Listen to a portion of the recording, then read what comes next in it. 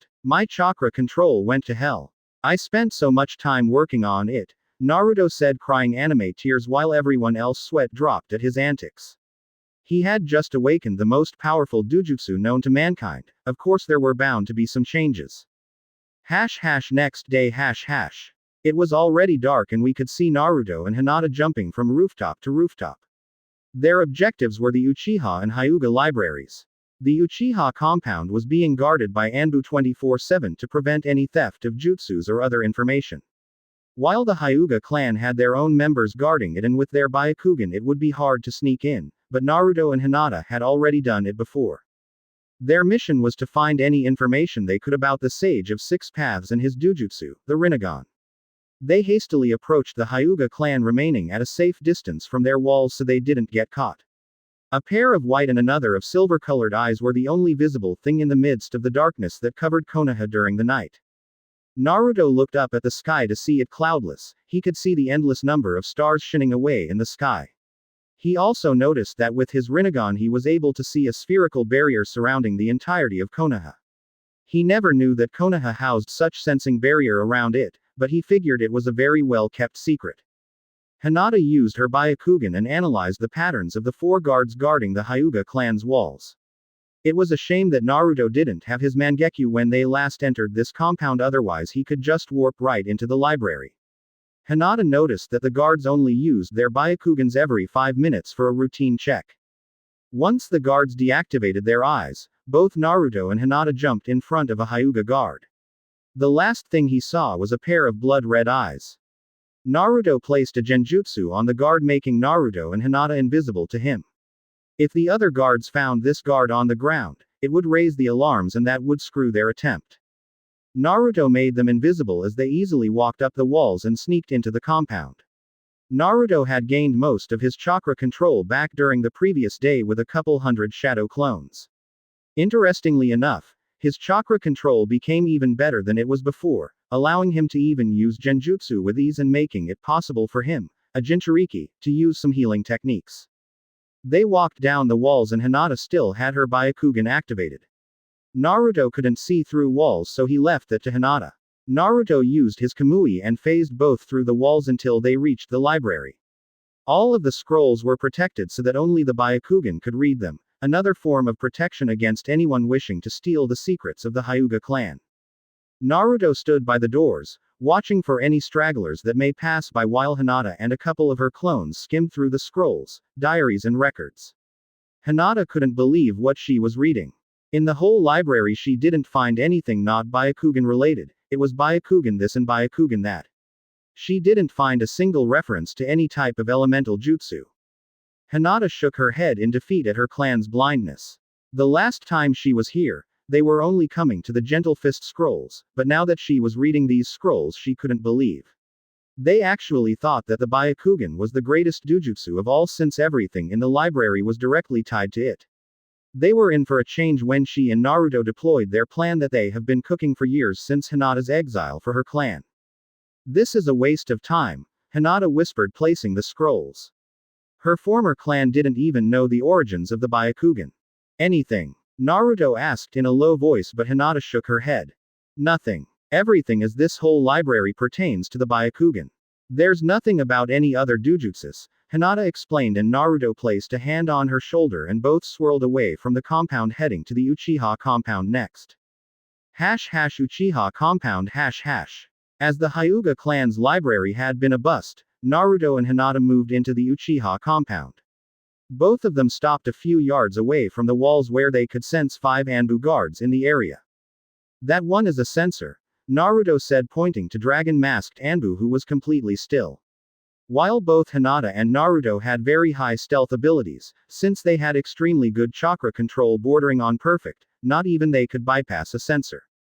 Sensors could pick up even the lightest chakra around them. We have to knock him out, Naruto said, and Hinata nodded. I have just the thing, Hinata said, taking out a single senbon from her storage seals on her wrists. New poison? Naruto asked, chuckling. Yes. It will knock him out for a couple of hours and he won't remember anything that happened, Hinata said, and activated her Byakugan. The sensor seemed to have felt her eyes activate but slumped into the ground as the senbon hit him right in the neck. The Anbu never heard a noise, nor he felt anything. The moment the senbon hit his neck, the poison got deployed in the bloodstream, automatically knocking him out. Naruto phased underground and popped out in front of each of the Anbu, placing every one of them in a genjutsu. To the ANBUs, nothing had ever happened and they continued guarding the walls. Naruto and Hinata calmly walked into the compound and made their way into the library. They already knew the layout of the library, so they made their way into the history section. Both of them searched for almost an hour for any type of scroll related to the Rinnegan, until Naruto found one that might answer what he wanted. History of the Sage of the Six Paths. The Sage of the Six Paths, the father of all shinobi in every way of the word. He was the first human to ever be able to manipulate chakra. He was the savior of all humanity when they were faced against an overwhelming enemy. Not much is known about him, but we know that he existed, lived and died like any other shinobi today. I think we should start as to why he became such a legend. There was once a time in which humanity seemed to live in harmony without wars or hate. But that time was short-lived as, one day, a huge monster appeared out of nowhere, the Jubi 10 Tails, as it was later on called. This creature created tsunamis, crushed mountains, it split the continents apart. It's believed that today's world layout is a direct result to this creature's work. Nothing could rival its power. Mankind tried to fight but they were squashed like bugs. When all hope seemed lost and mankind seemed to have accepted their fate, a new hope rose. A single man appeared and faced the great Jubi alone. Their battle was fierce and destructive, but, in the end, a single man was able to defeat the Jubi and trap it inside in himself. That man was the Sage of Six Paths. During the remains of his life he traveled the world, spreading the Ninshu doctrine, or ninjutsu as today it's called. When his time came, he knew that once he died the terrifying beast would be unleashed upon the world again, and, this time, there wouldn't anyone else to save them from this creature. The sage made a decision that would change this world's fate forever. He split this creature's chakra into 9 different vessels he himself had created. Using the yin energy he created the bodies of what later on would be called the Biju, tailed beasts, and by adding yang energy, the sage breathed life into them, making them living beings. Once he split this creature's chakra into the 9 vessels, he created the moon to trap the creature's body inside it, locking it away for all eternity. And so the great monster was defeated and the sage himself passed away. This is the beginning of the story of the greatest hero of our history. The story of the Sage of the Six Paths, the story of the first mortal to achieve powers of a god. Nothing that I already don't know. But I wonder about these yin and yang energies, Naruto thought to himself, placing the scroll back in its place and continuing to look around. Naruto continued to look around more until he found another dusty scroll that, by the looks of it, it was very old and not much used. Naruto tried to open it but the scroll didn't budge. Naruto activated his Rinnegan and saw a small seal applied to it. Fuin Kai, sealing jutsu. Release, Naruto said, and the seal glowed before it disappeared, opening the scroll. The Sharingan. The Sharingan, one of 3 great dojutsus known to mankind. The trademark of the Uchiha clan and their members. It's said that the Sharingan's predecessor was the Rinnegan, as legends say that Uchiha members are descendant of the Sage of Six Paths himself. These eyes are blood red with 1 to 3 black tomos, depending on how matured the eye is, around the pupil. The Sharingan houses many powers: the ability to copy any type of taijutsu, ninjutsu or genjutsu, the ability to see chakra, the ability to predict the enemy's movements, and the ability to induce the enemy into a genjutsu with a small glance. However, some say there is another level to it. Some speak of the legendary Mangekyo Sharingan. No much is known about this level or how to achieve it. Only 2 members ever achieved this level, Uchiha Madara and his little brother Uchiha Izuna. With those eyes, Uchiha Madara was able to fight Senju Hashirama, the leader of the Senju clan, wielder of the Mokuden, to a standstill. Naruto continued looking down through the scroll that showed how to use the Sharingan and some other low-level techniques to use with them. He finally reached the end of the scroll and found one last jutsu with several warnings. Izanagi. S-rank Kinjutsu. Izanagi is the ultimate genjutsu of Uchiha clan. When cast, the user removes the boundaries between reality and illusion within their personal space. To a certain degree, this allows the user to control their own state of existence, but it is normally only active for the briefest of moments. While the user remains physically real while fighting, this technique is capable of turning any occurrence, including injuries and even death inflicted upon them, while the technique is active, into mere illusions. Whenever the user receives a fatal injury, he or she automatically fades away as though they were an illusion all along and then returns back to reality, physically real and unscathed. This technique is based on the creation of all things technique used by our ancestor, the Sage of the Six Paths.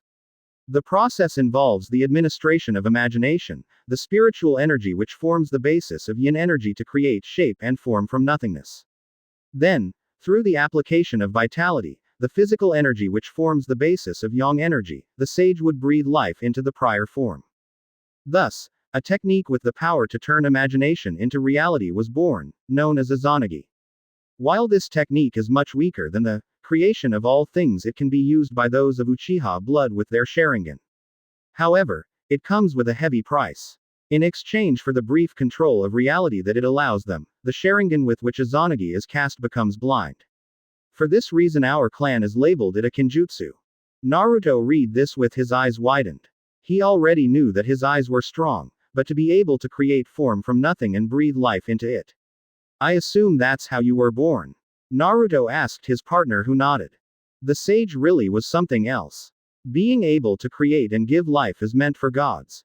Not mortals. Naruto thought to himself if he ever would be able to do the same thing with his Rinnegan.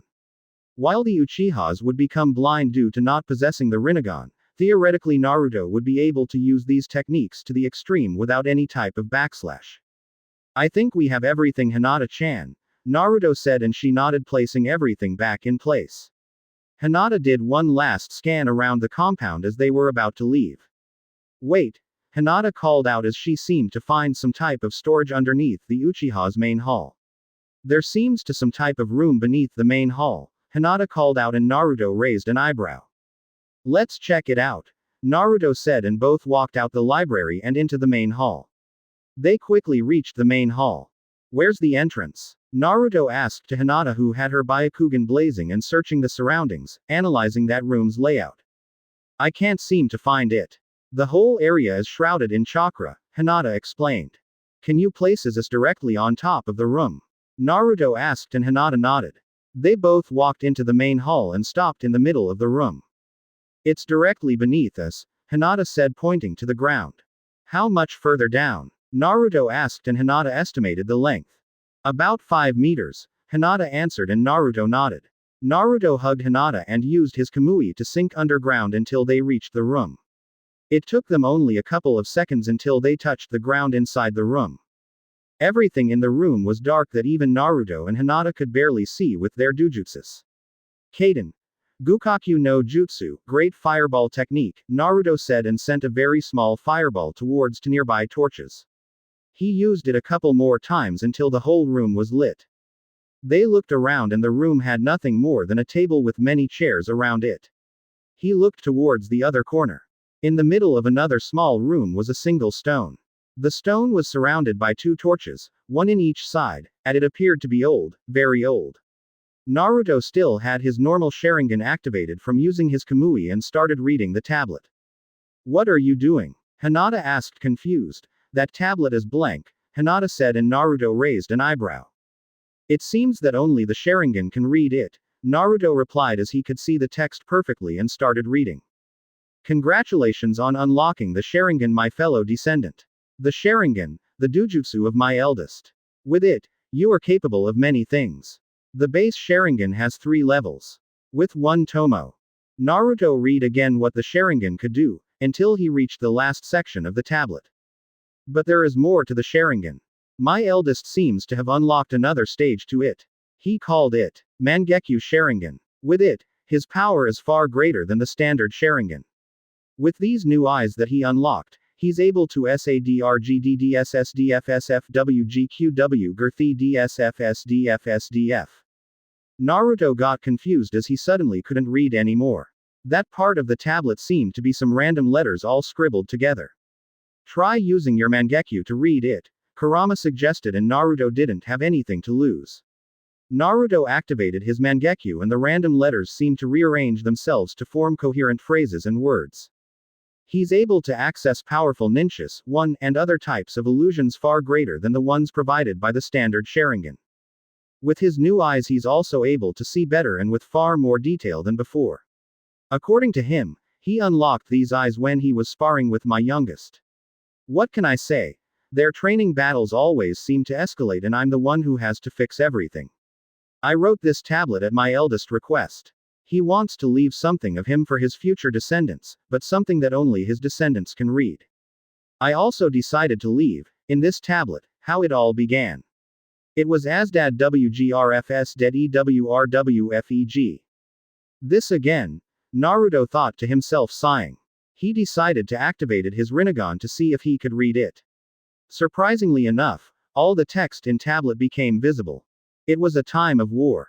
Mankind was constantly at war, endless bloodshed from all sides that seemed to stop at nothing.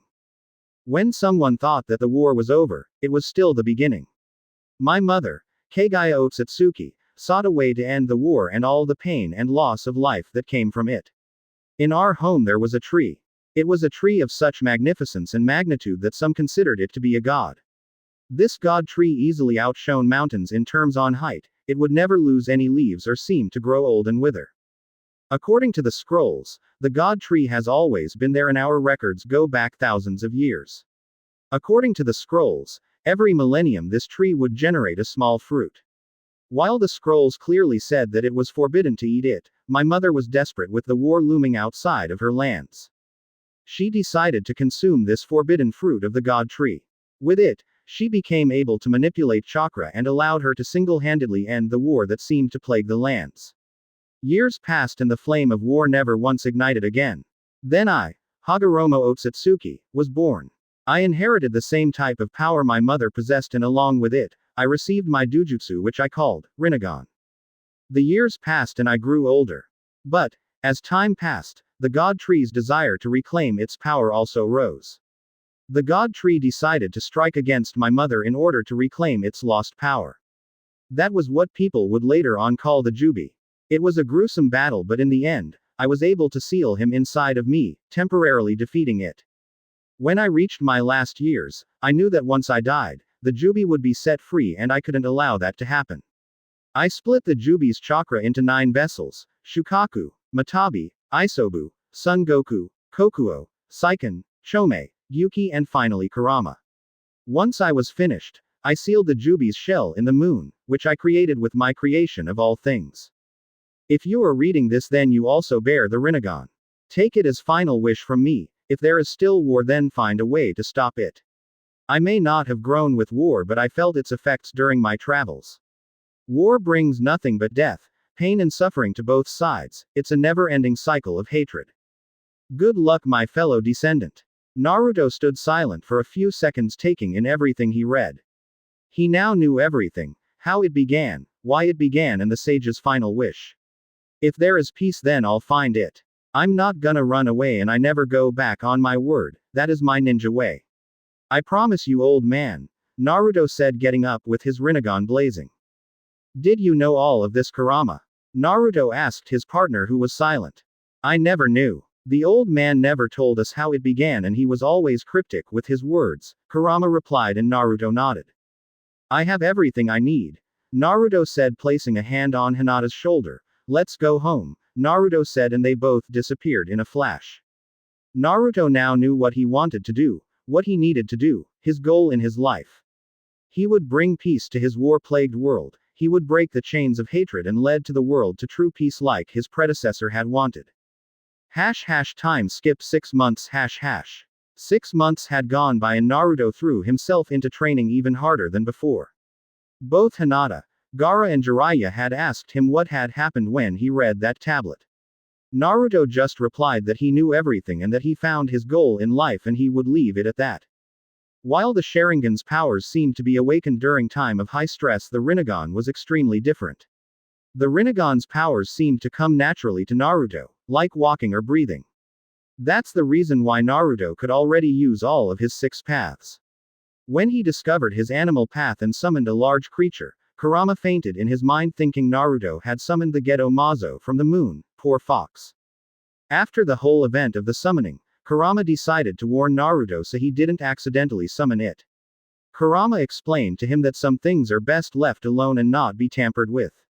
In the first week, Naruto learned his gravity manipulation and learned how to use his Diva path. The next week he discovered the animal path. During a spar with Jiraiya he discovered his Preta path. 1 month later he discovered his Asura path, and another week later, he learned human path. During a mission he learned the last of his paths, the Naraka path, or so he thought. During the mission an innocent victim was killed because Naruto didn't reach him in time. Naruto didn't know what came to him. He just started going through hand seals automatically, as if he had already known them. Naruto unlocked his 7th and final ability, the Outer Path. The Outer Path gave Naruto control over life and death. With it, Naruto could bring back anyone that had died, and he also learned of a new technique he could use. He finally understood why the sage was called the Sage of the 6 Paths. Naruto could create 6 paths, 6 clones or bodies, and each one could use one of the paths. Naruto discovered the metal which his fan was made of when he himself had created the same material. The material seemed like steel and yet was stronger and lighter. Naruto thought he had already mastered all of his paths and began training in the last thing he could think of, Yin and Yang releases and their last form, Yin-Yang release. Do you think it's wise? Jiraiya said to Naruto regarding what he was about to do. These things are reserved for gods, Naruto, Jiraiya warned. What is a god, Jiraiya-sensei? Naruto asked, and Jiraiya was thrown back by his question. If a god is someone that can live forever, then I'm a god. If a god is someone that knows everything, then I can be a god. If it is someone who can be anywhere, then I'm a god. And if it is someone who is all-powerful, then I am a god because there is nothing I can't do, Naruto replied, looking at the sky. Naruto looked down at the ground in front of him. In the ground were 5 blood vials and a locket of someone's hair. You are not a god, Naruto, Jiraiya yelled at his godson. Maybe. Maybe not. It doesn't matter. I can do this if I wish. It's my choice, Naruto replied. I know. I'm just trying to warn you that once you cross this line you can't go back. While you have this power, you must be responsible with it. This isn't some S-rank jutsu that you can throw around. You are dealing with life and death here. While I would like nothing more than to see them once again, you can't just be using it like nothing. Remember that there is a balance to be maintained. Jiraiya explained, and Naruto was locked deep in thought. I've made my choice, Naruto said, and Jiraiya stood silent. Maybe it's jealousy of me, or maybe it is just necessary. I can think of 3 reasons as to why I should do this, Naruto said and gathered his thoughts. 1. Is to stop Orochimaru from bringing them back. 2. They all sacrificed their lives to protect our home, and 3. I made a promise to her a couple years ago, Naruto said. My dream is to become Hokage, Naruto said, and Jiraiya smiled. But, Naruto said, and Jiraiya listened, it's also to bring peace to this world. My ancestor died dreaming that the world his mother created would last, Naruto explained and started looking at the sky again. Look around. Naruto started. Suna is at Konoha's throats because of what happened back during the invasion. Iwa is still revengeful because of the Third Shinobi War. War is a never-ending cycle of hatred, and I will be the one to break it. If there is such thing called peace, I'll be the one to achieve it. I won't back down and I won't give up, because that's my ninja way, Naruto said, and both Hinata and Gaara smiled at his words. Those words. Jiraiya thought to himself, remembering the first book he ever wrote. If I can't find the answer to peace, then maybe I'll entrust it to you, Jiraiya said, ruffling Naruto's hair. Let's do it, Jiraiya said, and Naruto nodded, crouching on the floor and picking up the first blood vial. Onmyoten. Banbutsu Sozo, Yin Yang release. Creation of all things, Naruto said, and started concentrating of the blood inside the vial. The vial started levitating between Naruto's hands. Naruto's chakra flared and his eyes glowed. The glass vial was instantly vaporized, leaving only the blood bloating in the air. Naruto's hair was flapping wildly as he began to work on his technique. The blood seemed to stay still until it began to become agitated. All of the blood seemed to compact into a small brownish ball with small indentations. Naruto started spreading his hands. The small ball started glowing and expanding. Everything around Naruto sparkled with life. Grass and trees grew from the ground, flowers blossomed. Naruto was radiating life all around him. 2. Incredible, Hinata said, amazed to what Naruto was doing. Naruto was creating life out of nothing. The grass never looked so green as the flowers, more beautiful. This was the work of a god. The ball was getting bigger and bigger and was showing 5 protuberances from it. Naruto kept focusing on it. He was calm and relaxed. Naruto barely felt his chakra getting spent. Kurama and Shukaku just watched in fascination the true power of the Rinnegan. It was the first time they were experiencing the yin-yang release, and it felt wonderful. The 2 upper protuberances expanded outwards, reaching beyond half a meter. The 2 lower protuberances continued extending further, reaching 1 meter. At the end of these protuberances, 5 small other ones started growing out. These small protuberances were in fact fingers, and the larger ones arms and legs. The last protuberance seemed rounder and sturdier and was in fact a head. Naruto continued his jutsu, and everyone watched in fascination as Naruto was creating a human body out of nothing. The previous blood was just a map, so Naruto knew what skin color to choose, if he was tall or short, and if he was a he to begin with. The procedure started slowing down as the skin started taking a light tone. Small mounds of flesh started growing out in the middle of chest, indicating that this one was female. Hair started growing out of her head until it reached her waistline. It suddenly turned into fiery red hair. The process slowed down even more, and everyone could see a woman lying on the grass. She had a slender, but feminine build, fair skin, fiery red hair. She was Senju Kushina, Naruto's mother, and she was back. The process ended and her body started breathing suddenly. Naruto stood up to admire his handiwork. In front of him was his mother almost back to life. Almost because, while he had created her body, he still needed her soul. Summoning Jutsu. Soul retrieval, Naruto said going through hand seals. This technique was a variation of the Edo Tensei. This technique would retrieve any soul from the pure world and implant it in a vessel of Naruto's choosing. Naruto could easily control souls with his human path due to the Rinnegan. Naruto caught the soul and slowly pushed it inside of Kushina's body. Kushina took a very deep breath and went back to her normal breathing. Kushina started stirring and slowly opened her eyes to show her ocean-deep blue eyes like Naruto. Welcome back Ka-san, mother, Naruto said helping her sat up and adjust to her surroundings and new body. Naruto? Kushina asked looking at the blonde in front of her. She looked around to see the pervert, Naruto's girlfriend Hinata and an unknown redhead. Where am I? Kushina asked. Easy. I brought you back. You need time to adjust to this body, Naruto said helping her get to her feet. I fulfilled my promise, Naruto said giving her a thumbs up. I promise I'll find a way to make our family whole again, Kushina smiled as she remembered back when she was summoned via the Edo Tensei. Thank you Naruto-kun, Kushina said hugging him and letting a few tears drop from her face. Naruto just hugged his mother glad to have her back for real. There are a few other I need to bring back. Why don't you sit and watch? Naruto said and Kushina nodded sitting down and watching Naruto pick up the hair sample. Onmyoten. Banbutsu Sozo, Yin Yang release. Creation of all things, Naruto said and Kushina's jaw dropped when she saw Naruto's eyes. It was the Rinnegan. Naruto went through the same procedure and it was another woman. This person had fair skin with dark long eggplant hair slightly past her waist and side bangs framing her face down to her shoulders. She looked almost like Hinata and she was Hyuga Hana, Hinata's mother. Where am I? Hana asked as she woke up. Naruto helped her get up and handed her to Hinata who was fighting back tears. Ka-san, mother, Hinata said stuttering, barely containing her tears. Hinata had suffered so much since her mother passed away after giving birth to Hanabi. Hina-chan. Hana said looking at the girl, no, woman in front of her. She felt like looking at a mirror. The woman in front of her reminded her of her daughter Hinata. Is that you? Hana asked and Hinata nodded jumping and hugging her mother fiercely. How am I alive? Hana asked confused and Hinata sat her down and started explaining everything that happened since she died.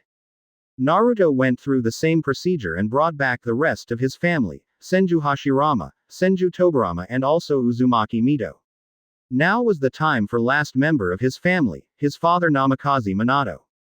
Naruto created his body and let him on the ground. Creating his body was easy compared to where his soul was. Naruto had created a way to retrieve his soul but it would only work for Rinnegan users. Snake right pointing arrow boar right pointing arrow ram right pointing arrow rabbit right pointing arrow dog right pointing arrow rat right pointing arrow bird right pointing arrow horse right pointing arrow snake. Shiki Fujin dead demon consuming seal, Naruto said clapping his hands and summoning the death god where his father's soul was. Naruto turned around to face the death god. Naruto used his human path and introduced his hand inside the Shinigami's stomach and removed the single soul that resided there. The soul of his father was now free of the death god's clutches. Naruto ended the jutsu and introduced the soul into his father's vessel. Minato took a deep breath and groggily opened his eyes. FFA father? Minato asked staring at the person in front of him. That's just creepy. My father thinking I'm his father, Naruto thought to himself. Welcome back to San, father, Naruto said and Minato's eyes widened. Naruto, Minato said shocked looking at man in front of him. If he really was Naruto then he did grow up some since the last time he saw him. It's me old man, Naruto said chuckling. Come, Naruto said and helped Minato into his feet. I'll explain everything, Naruto said and everyone went back to the hotel for some long overdue explanations. With their help, I'll achieve true peace, Naruto thought as he also walked inside. Man, Tsunade is going to have some rough time when they come home. Homecoming Arc. Chapter 37 Homecoming. It was another beautiful and ordinary day in Konoha. The sun was starting to come up, and inside the Senju compound we find Senju Tsunade slowly stirring. 3 years had passed since Naruto, Gaara and Jiraiya had left. Her apprentice Hyuga Hinata had joined mid-trip. Tsunade was extremely happy with how Hinata had turned out. The girl was a sponge. Everything Tsunade would have to teach her, she would absorb in an instant. Hinata was able to read multiple books on different subjects, and by morning they would already be done. When Tsunade had asked her how she did it, she simply replied, "Kage Bunshin," and left a gobsmacked Tsunade behind. While she couldn't create thousands like Naruto, she could create some solid 50 clones, which was more than enough to read a couple of books. Hinata had also developed a few more poisons and medical creams. In fact, Hinata had asked permission so that she could set up a small store in the Senju compound so that she could sell her poisons and healing creams to anyone who wishes to buy them. Hiyashi had really been a fool when he expelled her from her clan. He had let go of a very rough diamond. To simply discard such a valuable asset, but above else his own daughter, like garbage. When Hinata had told her the whole story, Tsunade wanted to go on a rampage into the Hyuga compound. In the end, Hinata managed to calm her down with a bit of sake. And a couple of Juken strikes. When Hinata told Tsunade what both her and Naruto had planned for the Hyuga clan, she just smirked. Those poor fools would never know what hit them until it was too late. "I'm late," Tsunade said, getting up from her soft bed. She looked back towards the other side of the bed and sighed. She really missed the old pervert, even though she wouldn't outright admit it. They are due back any day now, Tsunade thought to herself. The whole compound was going to be full again soon. Kage Bunshin no Jutsu, Tsunade said, and 3 clones popped to existence. "Go to the office and get started on the paperwork," Tsunade ordered, and the clones paled but complied with the original's orders. "Now for a long bath," Tsunade said, going into the bathroom. Tsunade's office. The original Tsunade arrived at her office and joined her clones in handling the massive paperwork that seemed to grow during the night. Until this day, she didn't know where all of these papers came from. Sure, she had to read every mission report, but most of those were standard ones that didn't even require much attention. Mission report. Capture Tora mission. At 10:00 hours in the morning of the 10th day of the 4th month of the 1432 year Ninja, we, Team Ebisu, were assigned the Capture Tora mission. It took 1 hour to track down our objective, and we found him hiding in a small alleyway. We tried a stealth approach, but Tora managed to sense us proceeding to run away from the location. After an hour of running after the target, Sarutobi Konohamaru managed to flank the target from the front, making the target run to the left, where Udon had a trap prepared. The target was captured, and Team Ebisu proceeded to bring it to the Hokage's office for delivery and mission conclusion. "Why the hell do we even have reports on D ranks?" Tsunade asked, looking at Team Ebisu standing in front of her. "I believe it's practice for when the Genins start taking on higher missions," Ebisu stated matter-of-factly. "In the meantime, I suffer with all of these worthless reports," Tsunade yelled, waving the papers in front of them, making everyone cringe at the sound spike. "You can always hand over the hat to Naruto ni-chan," Konohamaru said, and everyone was taken aback by that statement. "I thought you wanted to be Hokage?" Moegi asked, confused. "Of course. Naruto ni-chan, we will the Rokudaime Hokage and I'll be the Nanodaime Hokage," Konohamaru said, pumping his fist into the air. "He's due back anytime now, isn't he?" a voice asked as he entered the room.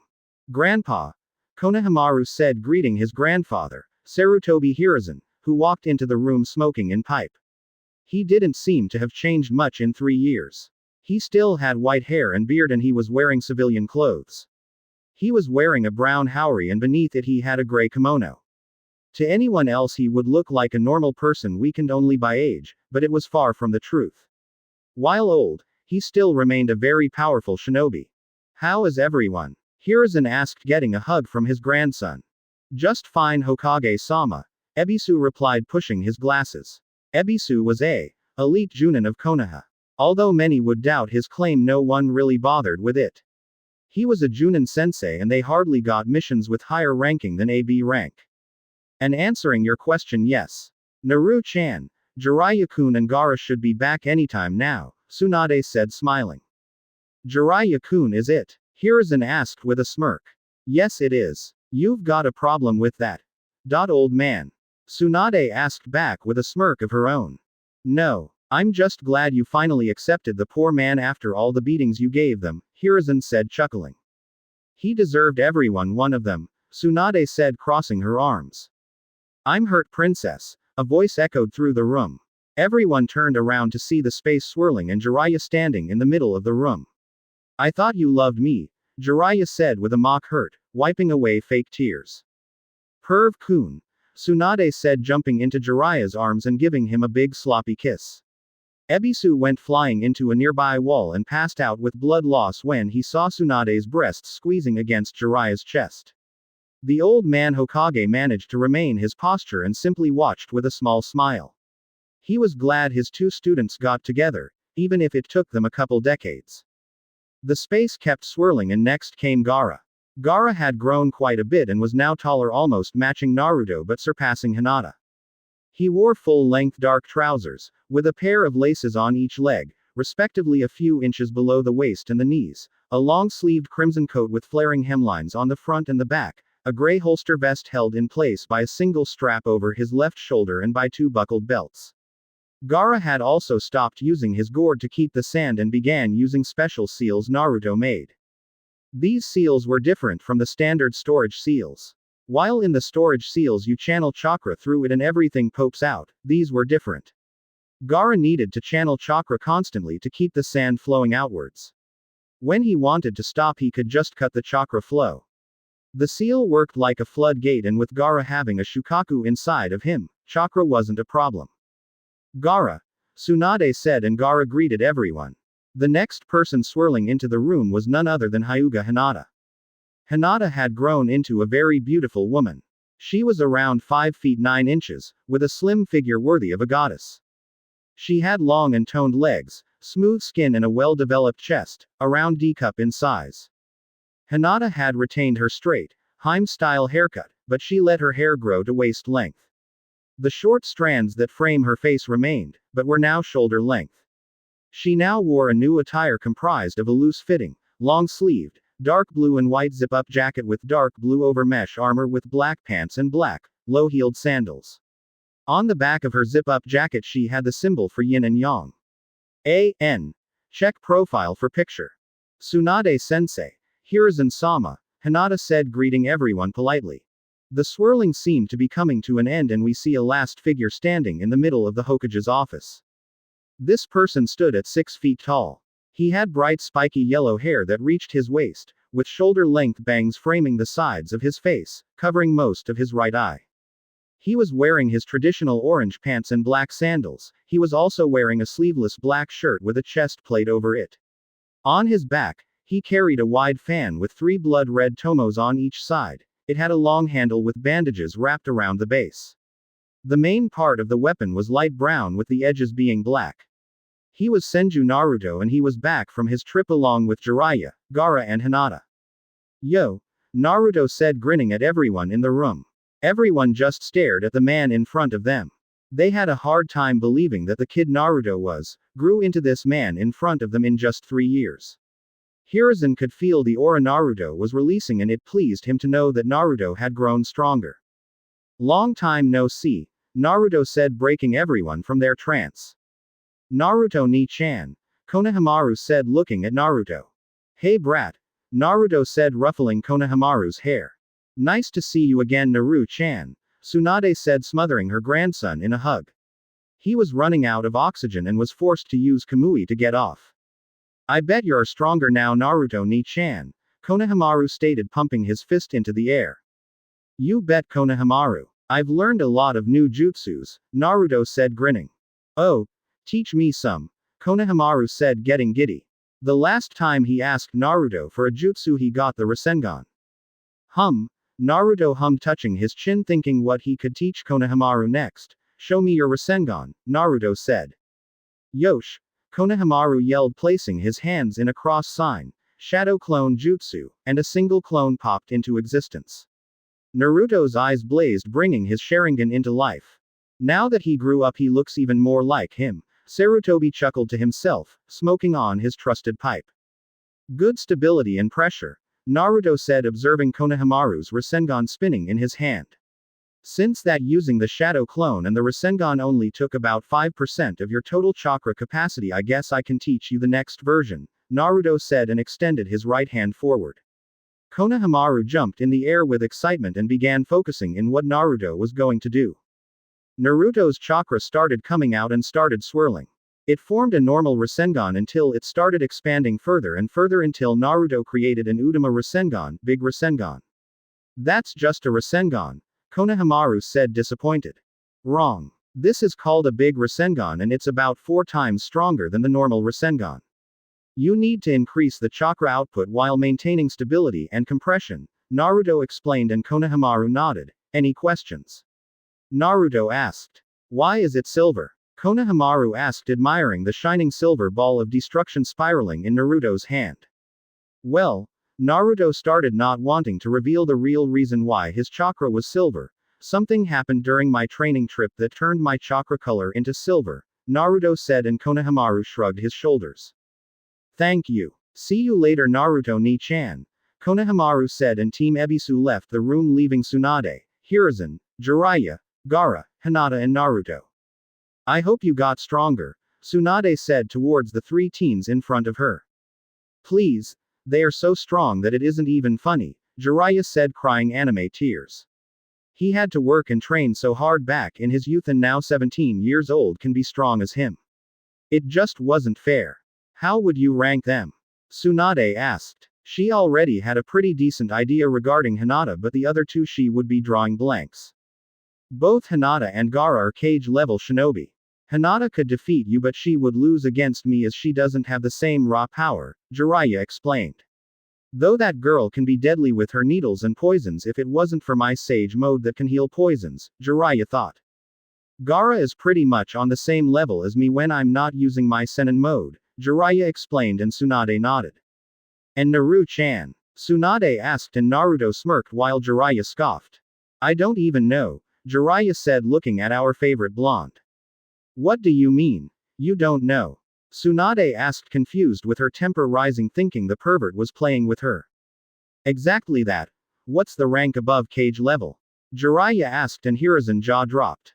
The brat started comparing himself to gods. But Hinata beat that idea out of his head quick enough, Jiraiya said and Naruto scoffed. It makes sense. After all, ramen is food for the gods, Naruto said chuckling and Jiraiya's sweat dropped. All kidding aside, Tsunade said. I don't know Tsunade Haim. I honestly don't know. I don't stand a chance against him even with using my Senin mode at full power. I mean, he took me, Gaara and Hinata at the same time and he still won without even getting scratched, Jiraiya said and Tsunade's eyes widened. That's not possible, Tsunade said in disbelief. Can you send your Anbu outside for this? Naruto asked but Hinata stopped him. I already took care of them, Hinata said pocketing her Senbon. They all focused chakra into their ears and they could hear light snoring from the ceiling. Damn that girl and her poisons, Tsunade thought to herself sighing. Hinata never missed an opportunity to test out any new poison she had. Let's just say I got an upgrade to my eyes, Naruto cryptically said. Naruto's Sharingan started spinning until it revealed his ordinary Mangekyo. His eyes pulsed and started spinning outwards, shrinking his pupil and forming several rings around the pupil. Naruto's eyes turned to their last level, the Rinnegan, the eyes of the gods. Rinnegan, Hiruzen said just above a whisper, but loud enough for everyone to heard them. How the hell do you have those eyes? Tsunade yelled. She couldn't believe she was seeing those eyes. They were supposed to be legend, nothing more than a myth. These eyes are achieved when you mix the blood of a Senju with an Uchiha, Naruto explained and Tsunade remained silent processing the information. Naruto then proceeded to explain what his eyes could do and how he unlocked them. What's next? Tsunade asked. The Byakugan. Tsunade asked shaking her head. Actually, Hiruzen started gathering the attention to him. If Naruto and Hinata have kids the dojutsus might fuse together, Hiruzen stated getting blushes from both teenagers. They may have been sleeping together but starting a family was a big step that they weren't ready to take yet. Anything else? Tsunade asked thinking the surprises would be over by now. Actually yes, Naruto said and the space around him started spinning. From his eyes came out 6 figures. They were Senju Hashirama, Senju Mito, Senju Tobarama, Senju Kushina, Namikaze Minato and Hyuga Hana. Tsunade blinked when she saw everyone in front of her. What did I tell about drinking, young lady? Mito said to her daughter, who had her eyes widened. Damn, this is some good stuff, Tsunade said, picking the bottle next to her. She looked to her left to see Hiruzen on the floor drooling. I told you were always too soft on her, Tobarama said, crossing his arms and looking at his brother. I really have to stop drinking, Tsunade said, throwing the bottle into the garbage. Tsunade. Jiraiya started. They are real and alive, Jiraiya said, and Tsunade turned to stare at her father, Senju Hashirama. How about you give a hug to your old man? Hashirama asked, opening his arms. Tsunade did what a sane and normal person would and fainted, smacking her forehead against the desk, making everyone's sweat drop. That went well, Naruto said, and the others couldn't help but to chuckle. 1 hour later. Both Hiruzen and Tsunade started stirring. They opened their eyes, thinking everything that had happened was nothing more than a dream. I really have to stop drinking, Tsunade muttered to herself until she looked at her office. Hinata was talking with Mito and Hana, probably some girl stuff. Minato was talking with Tobarama, go figure. The man that hated the Uchihas above everything was chatting with the son of Madara himself. Naruto was arm wrestling with Hashirama, with the exception that Hashirama was using wood and Naruto a chain. Just a plain normal day in Konoha. Smack. Thumb. Everyone turned just in time to see Tsunade's head smack against her desk again and Hiruzen dropping to the floor. They all sweat dropped and sighed, thinking it would take another hour until they woke up again. Around 5 minutes later, both of them woke up again, but this time they stayed conscious. Explain, Tsunade said, rubbing her temples. The true power of my eyes allows me to create anything I want, Naruto started, the only limits is my imagination. Using their blood I found in the abandoned lab of Orochimaru a couple years ago, I used the Rinnegan's power to create new bodies for them. Once I had that, I brought their souls from the pure world and placed them into the bodies of Maid. Basically, I can do anything I wish. I can create anything, bring back anyone, Naruto explained, and Tsunade just nodded. But, Naruto started, I'm going to be responsible with this power. I can't just start bringing back people and stop everyone from dying. As much as it pains me, I have to let nature run its course, Naruto sadly said. While Naruto had the power to pretty much do anything he wanted, he knew he couldn't. Even then, he would be playing God by judging who should live and die. So brat, Tobarama started getting a tick mark from him. Are you going to explain why you brought us back? You said you would explain once we got back, Tobarama said, and Naruto sighed and gathered his thoughts. It all began 17 years ago when the Kyuubi attacked Konoha, Naruto said, and looked towards his father and mother to explain. I'll spare you the details and hit the highlights, Minato said, taking a deep breath and gathering his thoughts. It all started when Naruto was being born. Kushina's delivery time and location was a very well kept secret. Somehow this masked man found out and managed to slip through both the Anbu and the barrier I set up. He claimed to Uchiha Madara, but I knew very well my father's chakra signature, so it wasn't him, although his chakra somehow felt familiar, Minato explained. He calls himself Tobi, Naruto added, and Minato nodded. Tobi seems to have this Kamui ability like Naruto, which means that he's definitely an Uchiha and he has the Mangekyo. Tobi took Naruto as hostage to split me from Kushina.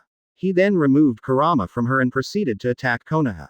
In the end, I faced off against him and drove him away, sealing Kurama inside Naruto. Minato finished his explanation. Does anyone have any idea as to this Tobi character is? Tobarama asked, but everyone shook their heads. No. But he can use the Mokuden, Naruto said, and Hashirama's eyes widened. What? Hashirama asked. No one has ever been able to do it. Besides, he's an Uchiha, right? Hashirama asked, confused. I'm an Uchiha as well as Senju, so that doesn't apply. Although when I felt his chakra and after consulting with Tsunade Ba-chan, we concluded that he somehow implanted cells from your previous body to gain access to your bloodline, Naruto explained, and Hashirama nursed his head. The real problem is that he belongs to an organization called Akatsuki. They are a group of S-rank shinobi that are after the Biju. That's the reason why I brought you back. To help defend the world against this group, To give you all a second chance, but most of all to prevent Orochimaru from using the Edo Tensei and forcing you to his will, Naruto explained, and everyone nodded. I still don't know who the leader is, Jiraiya said, sighing as his soy network was drawing blanks. Do you think it might be this Toby character? Minato asked. I don't know. While he's very strong, every other member is as well, and we don't even have a complete list of all their members, Jiraiya explained. So, where do we go from this? Tobirama asked, and everyone turned to Tsunade. Well, Tsunade started tilting back on her chair. I don't suppose anyone of you wants to take the hat back? Tsunade asked, and they shook their heads. I can't exactly have you running around the village when you are supposed to be dead and buried, Tsunade said, glaring at Naruto, who shrugged her off. What do you propose? Hiruzen asked curiously, and Tsunade sighed, tilting back on her chair, rubbing the bridge of her nose, deep in thought. Like I said, I can't have you running around Konoha, and I can't place you in Anbu, Tsunade started. I'm thinking of creating a brand new group or division focused on dealing with the Akatsuki, Tsunade said in afterthought. Like Anbu? Minato asked, and Tsunade nodded. A mix between Anbu and the Seven Swordsmen of the Mist. It will a group comprise of Konoha's elite shinobi. Your primary objective will be fighting against the Akatsuki with a few side missions, Tsunade explained. Of course you will need to wear masks so you don't get recognized, Tsunade finished. That's good and all, but our jutsus tend to stand off, Hashirama said, thinking of his wood jutsu. Minato had his Hiroshin. Tobirama could pull water from the atmosphere. Naruto used his fan, which was quite known. Gaara had his sand, and so on. Let them suspect. As long as they don't know your identity, it's fine, Tsunade said, and they nodded. Senju Naruto, Hyuga Hinata, Senju Hashirama, Senju Mito, Senju Tobirama, Namikaze Minato, Senju Kushina, and Sabaku no Gaara. You will be the 8 dragons of the leaf. You answer only to me, your Hokage, understood? Tsunade asked. Hi. They all chorused. Do we have any special type of outfit like the Anbu? Naruto asked, curious. All of the Anbu always wore black pants and sleeveless black shirt with a metal chest plate over it and a small sword strapped to their back. The purpose of the ANBU was to make everyone look like each other in order not to reveal the identity of the Anbu. The Anbu often took very dangerous missions and with masks who used to protect them from any enemies seeking out revenge against the Anbu itself or any family he might have. That's the reason why Naruto never took his mother's name so soon. While having powerful shinobi out on the open favors the village, since they broadcast to have powerful shinobi, it also has the drawback that, if any enemy wants revenge, they know exactly who to target. Probably. Let me think about it and I'll tell you all later at home, Tsunade said, and they nodded.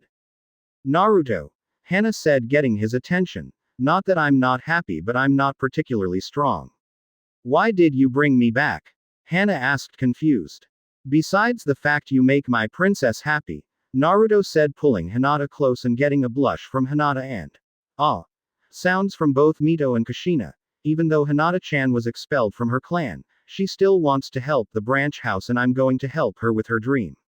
When we are finished with the Hyuga clan, both houses will be under the same roof with you as clan leader, Naruto explained, getting a cheek kiss from Hinata, making him rub the back of his head. She really found good man in Naruto-kun, Hana thought to herself, smiling at the pair of love birds in the room. Hinata was clinging to Naruto's right arm. To be young and in love, Hana thought to herself, remembering Hiyashi. You know I can't let you interfere in clan business, right? You're a clan head yourself, Tsunade asked in a serious voice. I know the laws very well. Naruto started waving her off. That's why they won't know what happened until it's too late, Naruto said, chuckling, and Hinata giggling at their wonderful plan. Once they made their move, the Hyuga clan will be in for a rude awakening. Poor Hiyashi, Kushina thought, looking at Naruto's eyes. That glint was the same both of them had when they were planning any prank. And the fact Naruto was laughing like a maniac was already proof enough.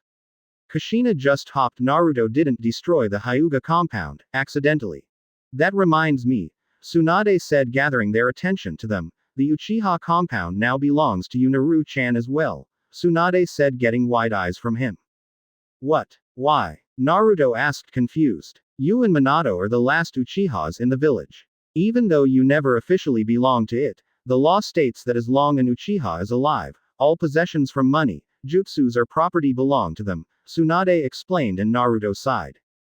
One question, Minato said and Tsunade motioned him to continue, where are we going to live? The village knows that Naruto lives at the Senju compound and if they found out that my house was being used it would raise many suspicions, Minato stated getting a nod from Naruto. Like always everyone turned to Tsunade who was cursing her luck. I have an idea. Hashirama said making everyone focus on him. Why don't we all live at the Senju compound? It has more than enough rooms for all of us. Besides, that is what I wanted when I founded the village with Madara. For both the Senju and the Uchiha clans to coexist peacefully and live happily, Hashirama said placing his arms over Minato and Tobirama's shoulders. I can go with that, Naruto said happy that his family just got bigger. Now that everything is over, how about we go for lunch? Tsunade asked getting up from her chair. Ramen, Hashirama, Kushina and Naruto said crossing their arms in front of their chest. Minato just chuckled at their antics, it seemed that it skipped a generation with Tsunade. Typical Senju attitude, Minato said chuckling and got widened eyes from both Tsunade and Hiruzen. I never heard you talk like that, Hiruzen said looking at the fourth Hokage. I never told anyone of my father so I kept it to myself all the quirks, Minato said rubbing the back of his head, but since Naruto exposed his heritage I don't have to hold it anymore. Besides it's true. From the stories my father always told me about Konoha and the Senju is that the Senju were brash, loud and addicted to ramen especially and I quote, Hashirama baka. No offense, Minato said chuckling towards Hashirama whose eye was twitching. You could have told me at least, Hiruzen muttered under his breath but Minato heard him anyhow. He's right Minato. I was your Junin sensei. I took you as my apprentice, Jiraiya said and Minato sighed knowing it was true. It was a request from my father. He told me to keep my eyes a secret. I activated them when I was 5 years old trying to save my mother. When I got back to the leaf, I started hiding them under a small genjutsu. I did it for so many years it became instinctive to me, Minato explained. The only person who ever knew was Kushina-chan and that was because my genjutsu slipped when my Mangekyo activated back when Kushina-chan was kidnapped, Minato said sighing making Jiraiya's jaw drop. You have a Mangekyo? Jiraiya asked and Minato nodded channeling more chakra into his eyes until they started spinning and the komas moving erratically. They stopped spinning and his eyes were still blood red with 4 arrows pointing to the middle of the eyes overlapping a small circle around the pupil. A.N. Check profile for Minato's picture. What can you do with those eyes? Hiruzen asked curious. The standard ones. Tsukuyomi, Amaterasu and the first stage of Susanoo. I never really invested much time into my Mangekyo. I couldn't really use my Hiruzen while had my Susanoo active and I wasn't gifted with Naruto's Kamui ability, Minato pouted while Naruto chuckled. If I had told you that my father was Uchiha Madara would you have given me that hat? Minato seriously asked to Hiruzen. I'm not one to judge but most likely not, Hiruzen answered truthfully and Minato nodded knowingly. The same can be said for you Jiraiya-sensei, Minato said and Jiraiya sadly nodded. While they tend not to judge someone by another person's actions there would always be something lying around, whether it be caution or simply some distrust. It's in the past let's forget it, Tsunade said and everyone nodded.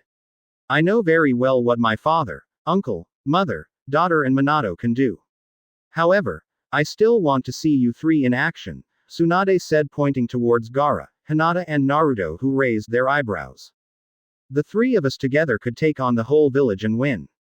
2 shinobi who are Jinchuriki plus an extremely skilled and powerful medic, Naruto said and Tsunade got an evil glint in her eyes making Naruto gulp. That's why I'll be taking away your most relied and powerful skills to see what you can do when your aces are gone, Tsunade said rubbing her hands together. Gaara will fight without his sand, Hinata without her Byakugan and you won't be using your Hiruzen and Sharingan or above, Tsunade said smirking evilly. You're on, Naruto said confidently. Who are we fighting against? Naruto asked. Tsunade-chan. Do you think it's wise teaming up 3S rank shinobi? Hiruzen asked. AS rank shinobi was dangerous on his own but adding 2 more and using teamwork would be devastating against anyone who had to fight them. Yes, we took most of their power and I just want to see them in action, Tsunade said when she heard a knock on the door. Come in, Tsunade said, not remembering she had her family on her office, and Kakashi walked in. Nice to see you again, Kakashi, Minato said, turning to his student. Kakashi rose his head from his book to look at the person that greeted him. Thumb. Kakashi toppled to the ground like a sack of potatoes. I should have known, Minato said, shaking his head. A few minutes later, Kakashi woke up and Tsunade explained everything that happened and Kakashi swore secrecy. So who are we fighting against? Naruto asked and Tsunade smirked. Training ground 7 Tsunade, Jiraiya, Kakashi Hiruzen, and the 8 dragons were all at the training grounds ready for the battle that was about to ensue. Of the 8 dragons, all but Naruto and Hinata weren't wearing a mask. So who are we fighting against? Naruto asked, as the only known for sure was Hitaki Kakashi, who was by now an S-rank shinobi. He never was one because of his low chakra pool due to his Sharingan being constantly active. But now that he can activate his Sharingan at will, he finally managed to take the spot. Tsunade pointed at the horizon and Naruto noticed several persons approaching. They were Mitarashi Anko, Azuki Yugao, Kato Shizune, Momochi Zabuza, Yuki Haku, Yuhi Kurenai, Sarutobi Asuma, Ebisu and Mizukage. What rank is Haku-chan? Naruto asked. Elite Junin, Tsunade replied, smirking. So we are facing 1 S-rank shinobi and 9 elite Junins, Naruto said, running the math in his head and thinking about several scenarios. Scared? Tsunade mockingly asked. Not really, Naruto replied and waited for them to gather up. Long time no see. Kurenai-sensei, Haku-chan, Zabuza-sensei, Naruto said, greeting his fellow senseis and friends. Oh yes. I get to taste your delicious blood, Anko said, jumping in the air while everyone's sweat dropped. I heard you got stronger, brat, Zabuza said, getting a nod from Naruto. Who are they? Zabuza asked, pointing towards the masked man that will be watching the battle. Don't you think it defeats the purpose of them having a mask if I tell who they are? Naruto rhetorically asked, but Zabuza shrugged his shoulders and left it at that. Like I've informed all of you. You are here to test Naruto, Hinata and Gaara. Each one of you has special skills towards one area of the shinobi field. Tsunade explained and every nodded.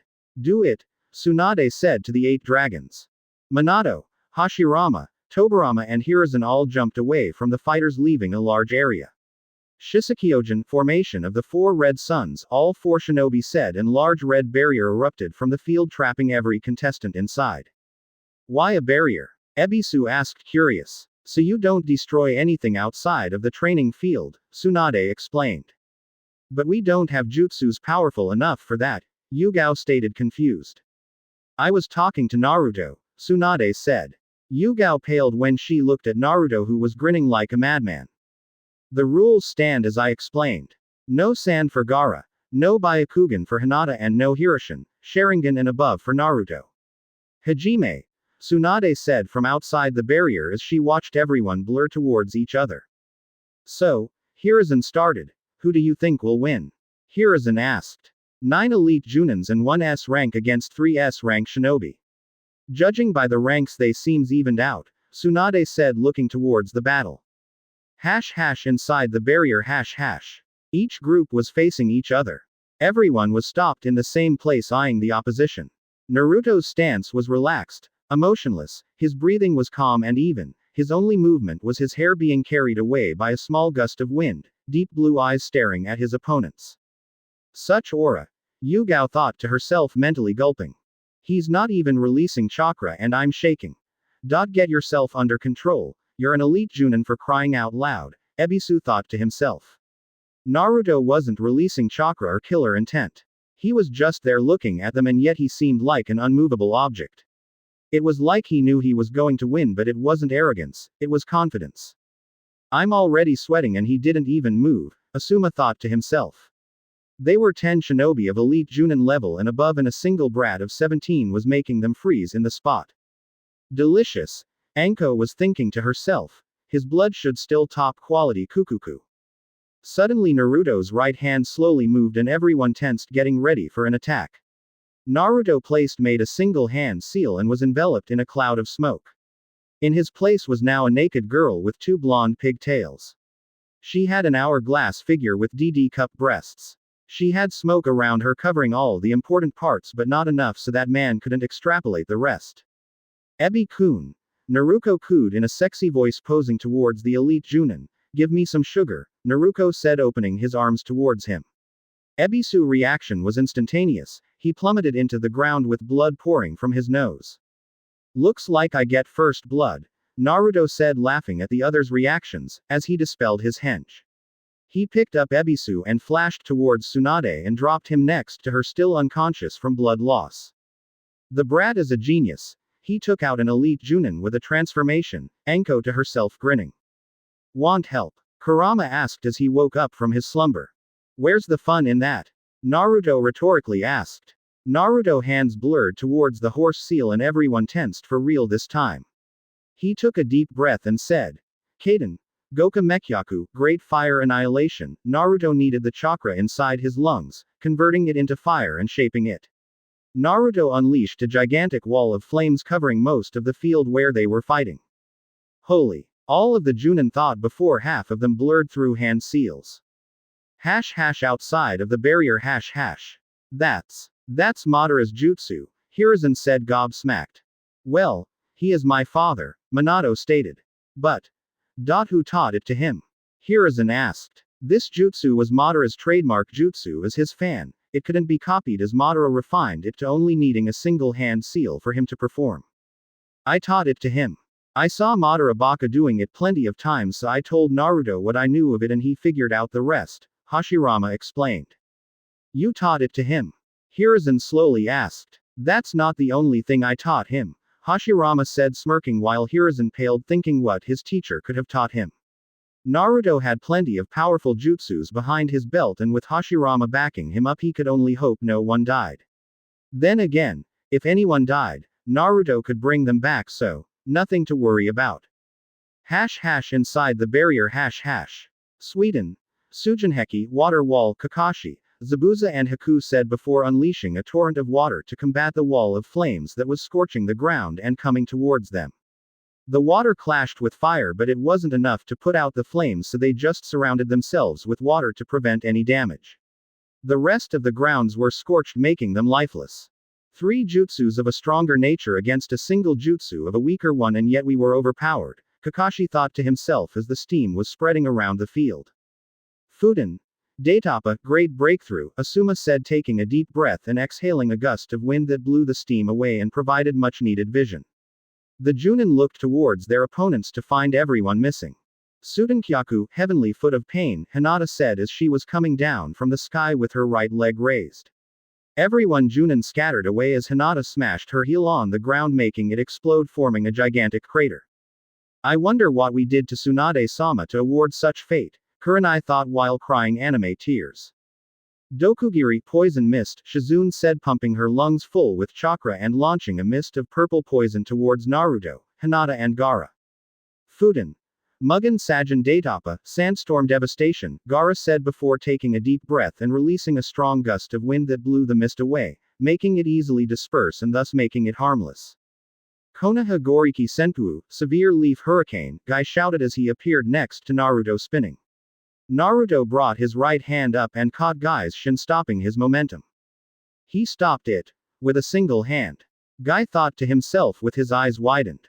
Naruto had stopped Guy's leg and slammed his own left leg on the ground. A small earth wall rose from the ground defending him from a couple of Senbon that Shizune had thrown. Sanejishu, hidden snake hands, Anko said sending multiple snakes that wrapped themselves around Naruto and brought him close to her. Now for your blood. Anko said and Naruto grinned before started glowing. Naruto exploded sending Anko tumbling into the ground and tearing up most of her coat. Naruto's hand popped out of the ground just behind Asuma who jumped back in time to avoid them. Asuma threw his daggers powered with wind chakra but Naruto simply swinged his fan making them fall into the ground. Kaden. Gukaku no Jutsu, great fireball technique, Kakashi said and sent a fireball towards Naruto who waited for it.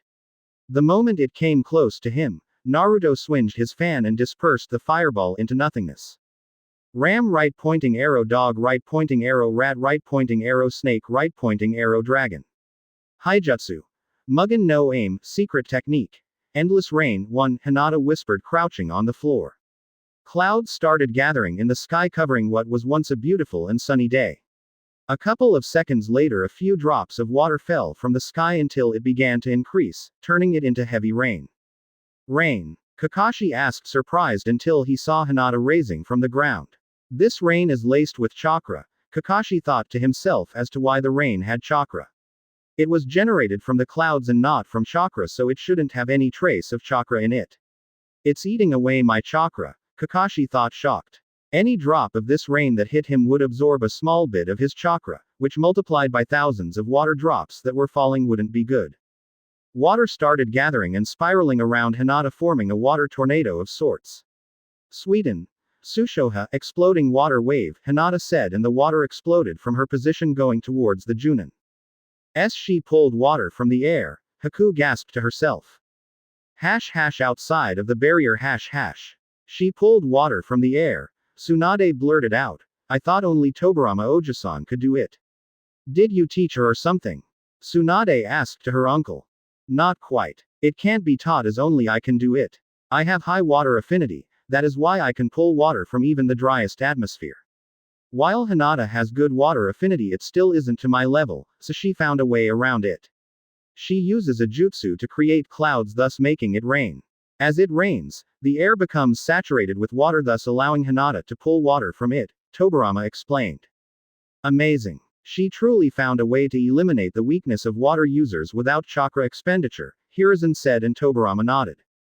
Indeed. If there wasn't water, the water users would need to make water from their chakra, which would spend a lot of it. Thanks to this jutsu, Hinata is able to draw water from the ambient in a way similar to mine without wasting so much chakra, Tobirama explained, and Hiruzen nodded. Although that is not everything that it does, Tobirama started getting raised eyebrows from the rest. While the rain is naturally generated, Hinata can coat it with her chakra, creating two additional effects. The first one is a sensing effect. Anything that the rain touches, Hinata knows of it. In fact, this jutsu is similar to the Byakugan. While it doesn't allow to see chakra, it allows to sense any person's position as long they are in contact with the rain, Tobirama explained, and Tsunade had her eyes widened. She really hit the jackpot with that girl. The second one is far more deadlier. This rain eats any chakra that it comes in contact with, that isn't the same signature as the creator of the jutsu or Hinata's allies. As long as the rain is failing, Hinata has water to use, knows the location of every single shinobi in the rain's range, and slowly eats away the chakra of the enemy. Hinata can also absorb the chakra the rain stole by touching the water on the ground, Tobirama explained, and Hiruzen whistled. This jutsu employed at a large scale, like war, could change the battlefield. Any drawbacks? Tsunade asked. This jutsu seemed too good to be true. None whatsoever. Tobirama chuckled. The only problem is it requires a very high degree of chakra control. So high that not even I can do it, Tobirama said, shaking his head. Hiruzen and Tsunade could only nod and turn their attention to the battlefield. Inside the barrier The water shocked washed away through the battlefield, ripping out rocks from the grounds and destroying trees. Since there was a barrier around the training field, the water didn't disperse and left a small layer on the ground. Guys, Kakashi yelled, regrouping. This rain is slowly eating away our chakra, Kakashi explained, and everyone nodded, thinking exactly what they could do. What do we do? Kurenai asked, worried as she didn't have particularly high chakra levels. I'm thinking about it, Kakashi said when he felt a chakra spike. Heads up, Kakashi yelled. Sweden. Suiryuden no Jutsu, Water Dragon, Naruto and Hinata both shouted at the same time, creating two water dragons. What? Naruto never could perform such high-level water jutsus. The Rinnegan, of course, Kakashi thought to himself, going through hand seals and slamming his hands on the ground. Doden. Doryuaheki, earth wall, Kakashi said, and an earth wall rose from the ground to block the water attacks. Mikazuki no Mai, crescent moon dance, Yugao said as she multiplied after images due to her speed. Due to the rain, Hinata could tell exactly which one was the real and blocked her sword with her daggers. Hinata parried the sword with her daggers, making Yugao lose her balance. Hinata took advantage of her error and punched her, sending her flying back into the arms of Anko, who caught her before she could hit the ground. Yugao coughed and began breathing harshly. While Hinata didn't punch her at full power not to kill her, she wasn't going to let Yugao get away with a simple love tap. Megan. Jubaku Satsu, tree binding death, Kurenai whispered as she prepared her genjutsu. She focused her chakra and tried to catch Hinata in a genjutsu as she was clashing blows with Hyuga. A few moments later nothing happened. My genjutsu isn't working, Kurenai said shocked. It's the rain, Kakashi said shocked with what he was seeing with his Sharingan. You need to release chakra into the air so it can affect Hinata's network. The rains eats away any chakra in the air rendering all non-Sharingan genjutsu worthless, Kakashi explained and Kurenai cursed her luck. Now she was pretty much useless. We need to get rid of the rain then, Kurenai said and Kakashi's sweat dropped. Easier said than done, how the hell could he even stop rain in the first place? I'll give it a shot, Asuma said stepping forward and pumping his lungs with chakra. Kaden. Hisekisho no jutsu, ash pile burning, Asuma said breathing out a cloud of ash. The cloud spread through the whole field and Asuma made a spark with his teeth igniting the cloud into flames. Naruto swinged his fan to avoid getting hit with the flames, protecting Hinata and Gaara. All done, Asuma proudly said dusting off his hands. The rain seemed to be gone until it started to fall again. His attack only momentarily stopped the rain. This sucks, Asuma said lowering his head in defeat. Raiden. Jibashi, electromagnetic murder, Naruto said as his hands sparkled with electricity. Naruto released a wave of electricity that spread through the whole field using the water from the rain as a medium. A few Junin were hit as they couldn't dodge. Fuden. Daitapa, great breakthrough, Asuma shouted releasing a gust of wind to temporarily push the rain away and disperse the lightning attack. This might work, Haku said going through hand seals. Ice release, freezing tundra, Haku said and started lowering the temperature outside considerably. Moments later all the water started freezing and the rain turned into snow finally disabling it.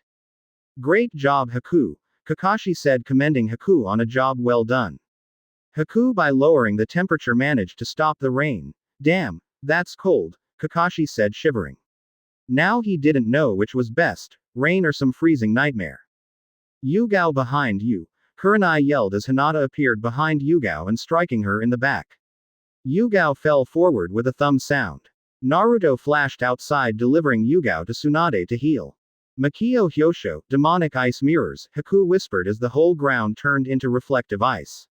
The ice covered the whole training field. Ice release. Ice step, Haku said and disappeared into the ground. Haku popped out behind Naruto and threw a couple of senbons. Naruto brought his fan to his right side and blocked it. As he blocked them, Naruto jumped back to avoid another hail of needles sent from another location. Haku-chan improved her jutsu. She's able to move through her mirrors on the ground appearing anywhere in the battlefield. With the right level of control this jutsu can become as deadly as my Hiroshin, Naruto thought to himself. Apparently Haku also grew into a powerful shinobi in her own way. However, Naruto thought taking a deep breath and focusing on his senses. Haku popped out on another place but Naruto was already expecting it and flexed his right arm forward sending a chain towards Haku. The chain wrapped itself around her legs and circled her arms pinning her to the place.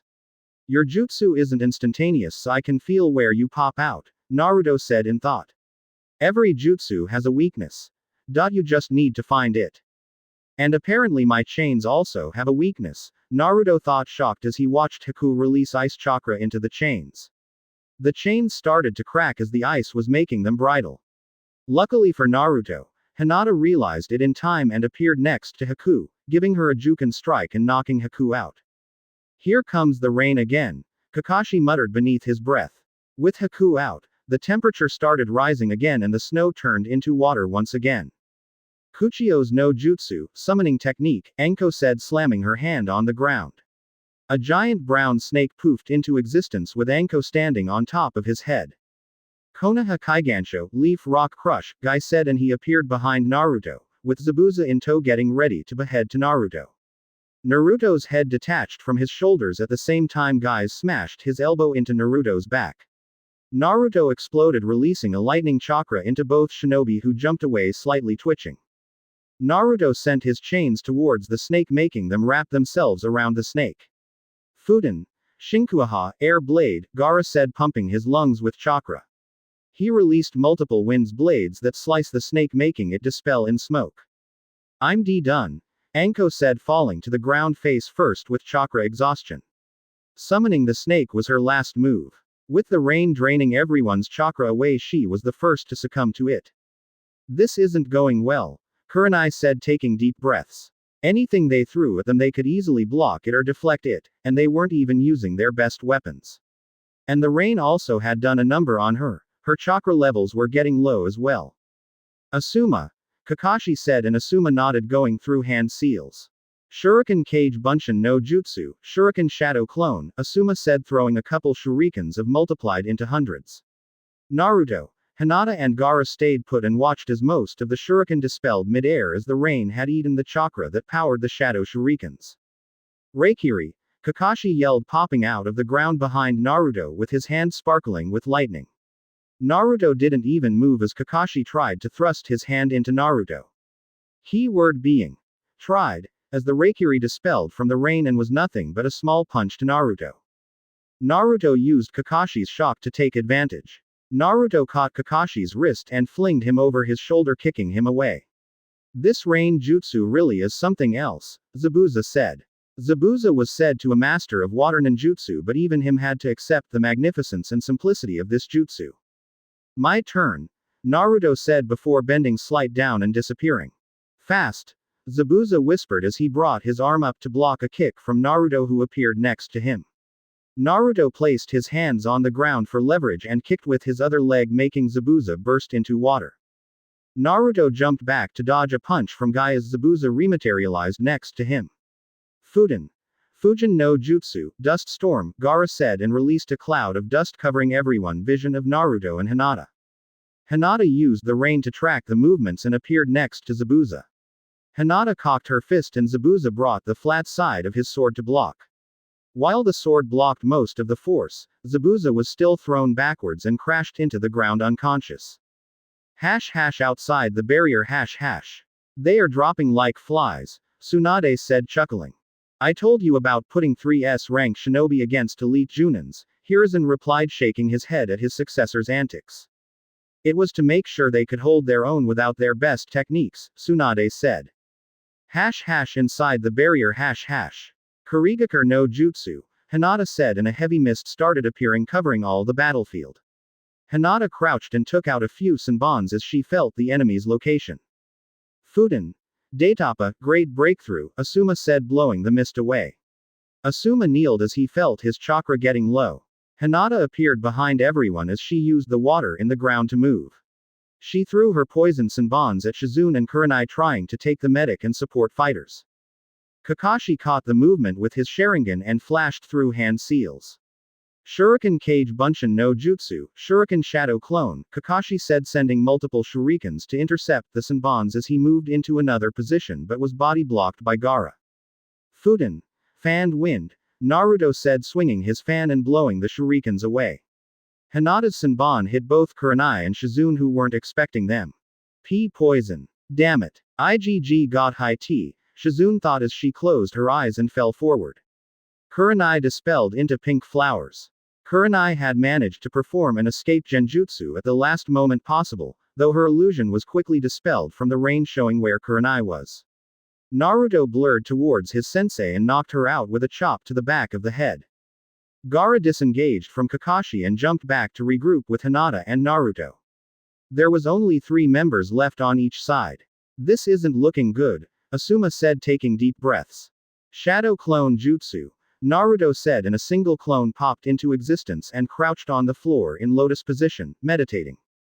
What's he doing? Kakashi wondered, in though as he also was breathing a bit heavily.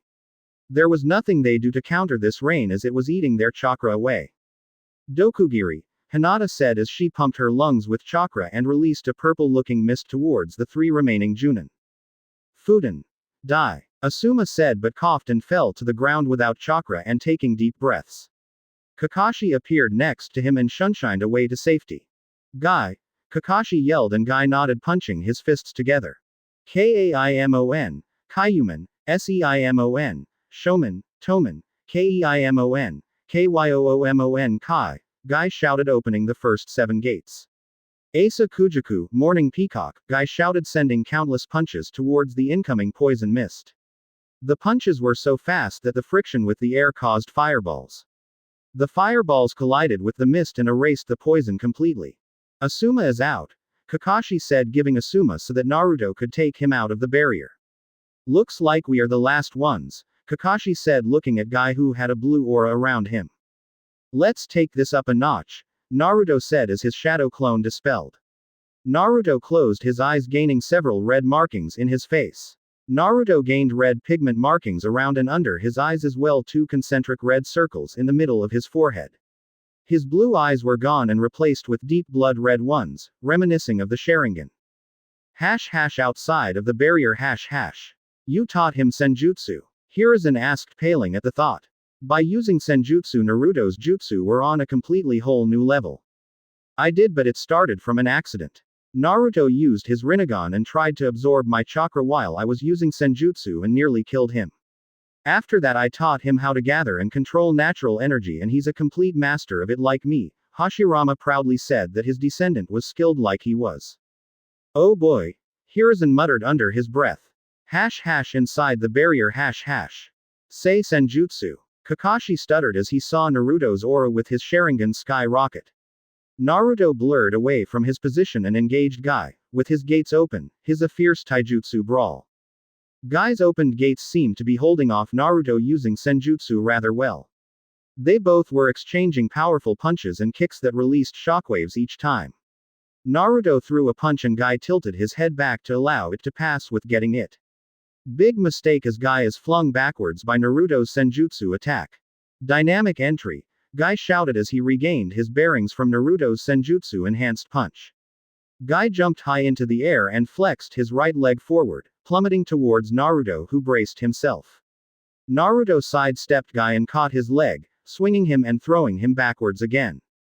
Guy back-flipped and landed safely, breathing heavily. Your flames of youth shine brightly, young Naruto, Guy shouted, panting and getting ready for his final attack. Hirodora, daytime tiger, Guy shouted, punching forward as fast as he could, distorting the air pressure around his fist. However, Naruto was already there to match Guy's punch with his own. Naruto poured the rest of his senjutsu chakra into one last punch, clashing it with Guy's. A massive shockwave erupted from their clash that even the ground shook like an earthquake. Hinata, Gaara and Kakashi, who were fighting, had to stop and secure themselves to prevent getting blown away as well. The shockwave ceased and Hinata focused her eyes to find Naruto standing near the downed form of Guy. That was some attack, Guy, Naruto said, wiping sweat from his forehead. Naruto turned around to the last man standing, Hitaki Kakashi. Last man standing, Kakashi-sensei, Naruto said as he regrouped with his team. Hinata crouched on the ground and absorbed the chakra she had stolen to refill her reserves. I'm done, Kakashi said, crouching on the floor almost depleted from chakra. How about a final clash? Kakashi said, gesturing to his hand. Naruto nodded and told Hinata to disable her water jutsu, making the clouds disappear and the sun to shine through. Both Naruto and Kakashi blurred towards each other.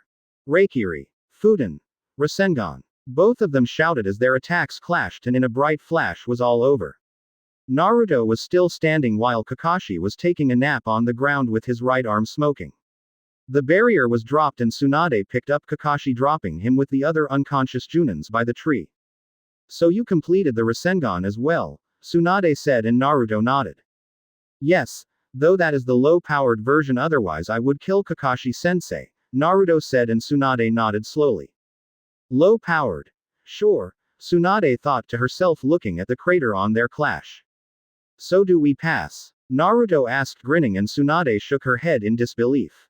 Yes. You are great, Tsunade replied. Let's go home.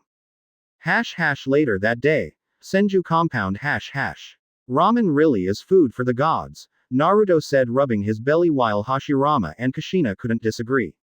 The rest of the clan just shook their heads at the amount of bowls they managed to eat. By the way, Tsunade started. I found what the dragons will be wearing when on missions, Tsunade said, and everyone raised an eyebrow. Tsunade got up and went away. 5 minutes later, Tsunade returned with a few boxes. She opened the boxes and pulled out what seemed to be some old dusty armor. This armor was constructed from numerous metal plates, formed into multiple protective guards along his body. In particular, chest, shoulders, thighs and forearms. Each collar of his shoulder guards bore the Senju symbol emblazoned on them. The old Senju clan armor, Tobirama said, picking up his long-lost blue armor. I thought about using this as your outfit. Of course the Senju clan symbol will be removed and a dragon will be etched in the frontal plate, Tsunade explained, and everyone nodded. What color do you want your masks and armor? Tsunade asked. Dark green, Hashirama replied. Light blue, Tobirama said. Black, Mito said. Yellow, Minato said, grinning. Blood red, Kushina said.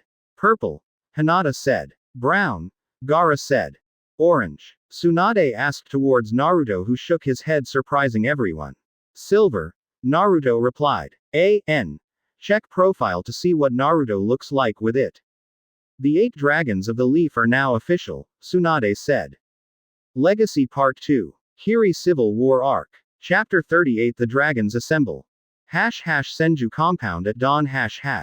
Naruto and Hinata were both stirring as the sun was just coming up in the horizon.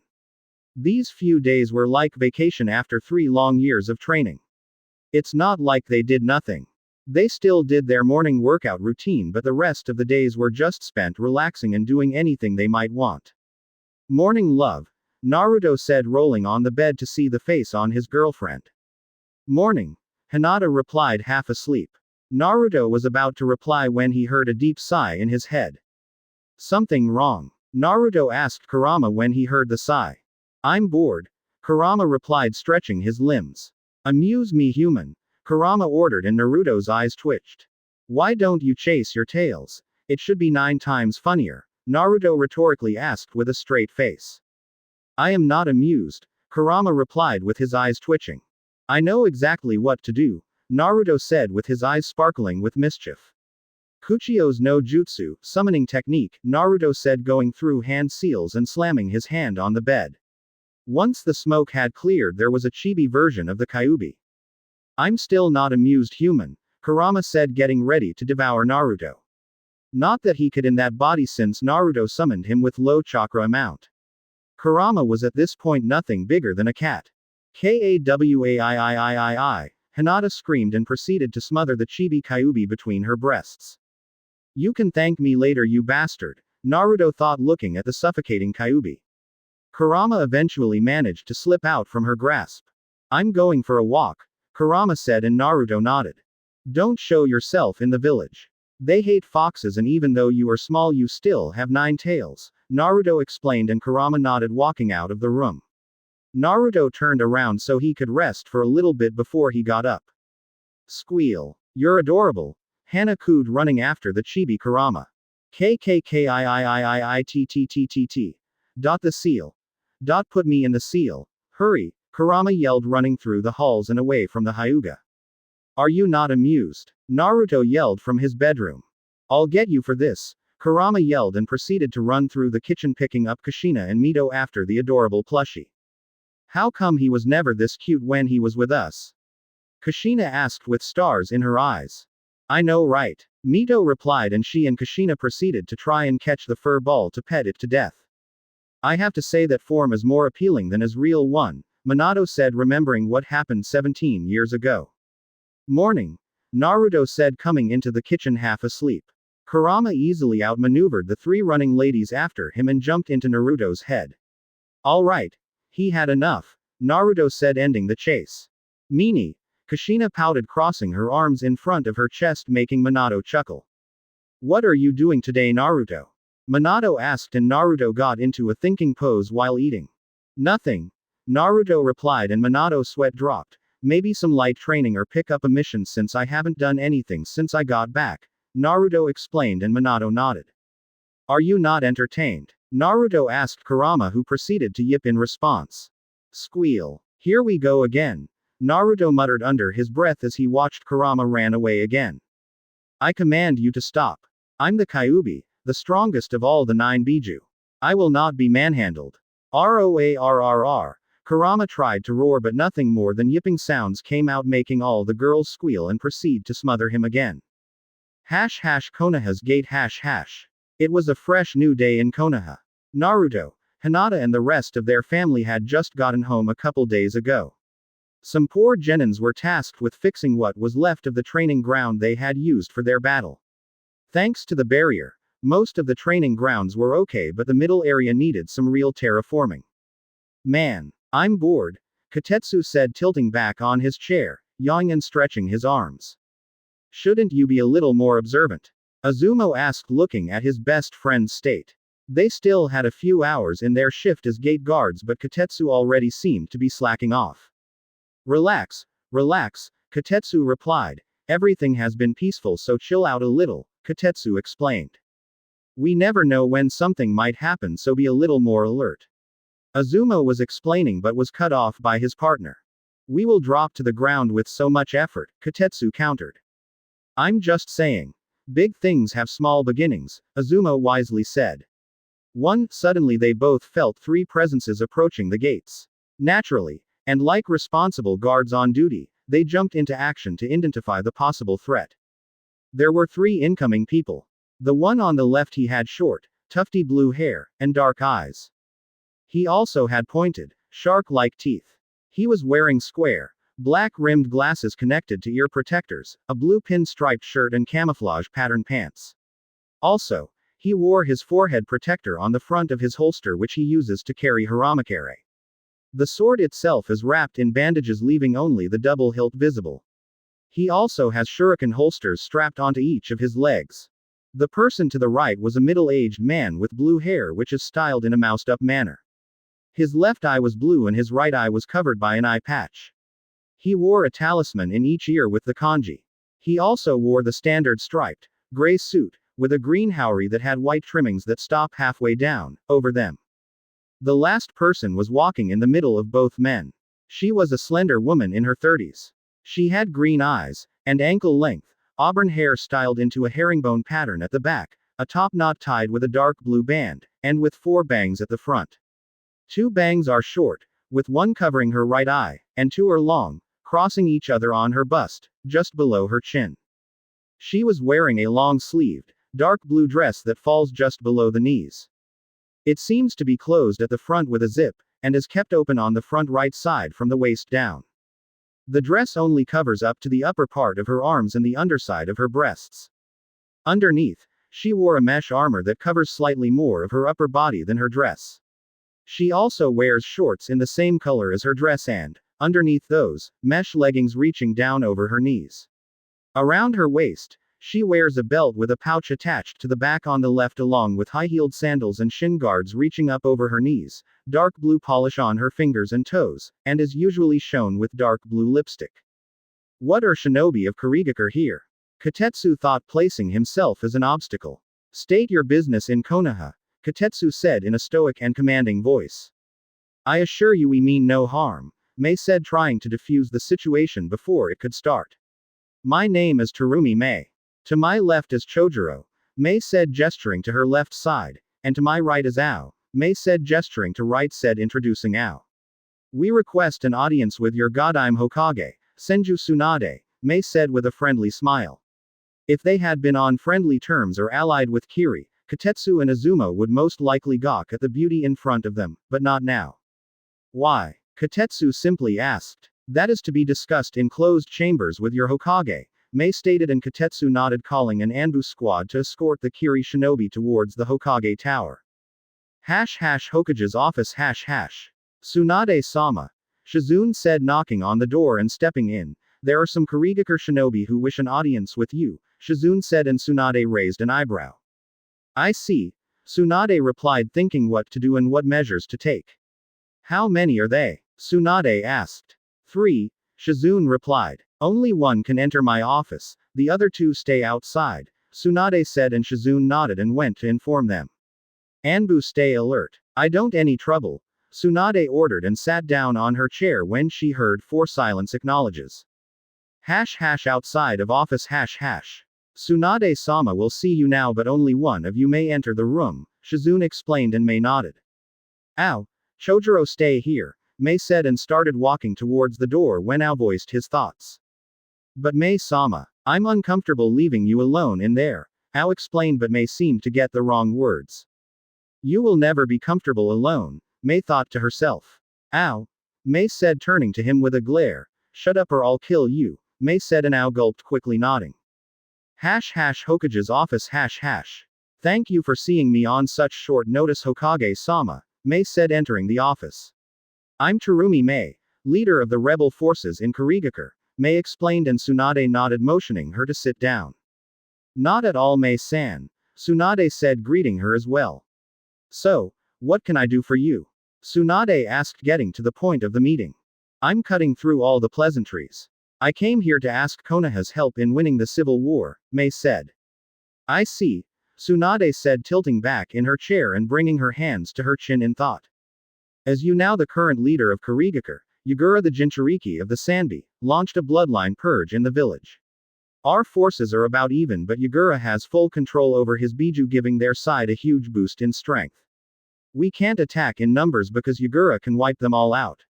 Currently we have about 4,000 shinobi in our side while their side has about 6,000 plus Yugura, Mei stated and Tsunade nodded. Why did you decide to come Konoha for help of all the other 3 great villages? Tsunade curiously asked.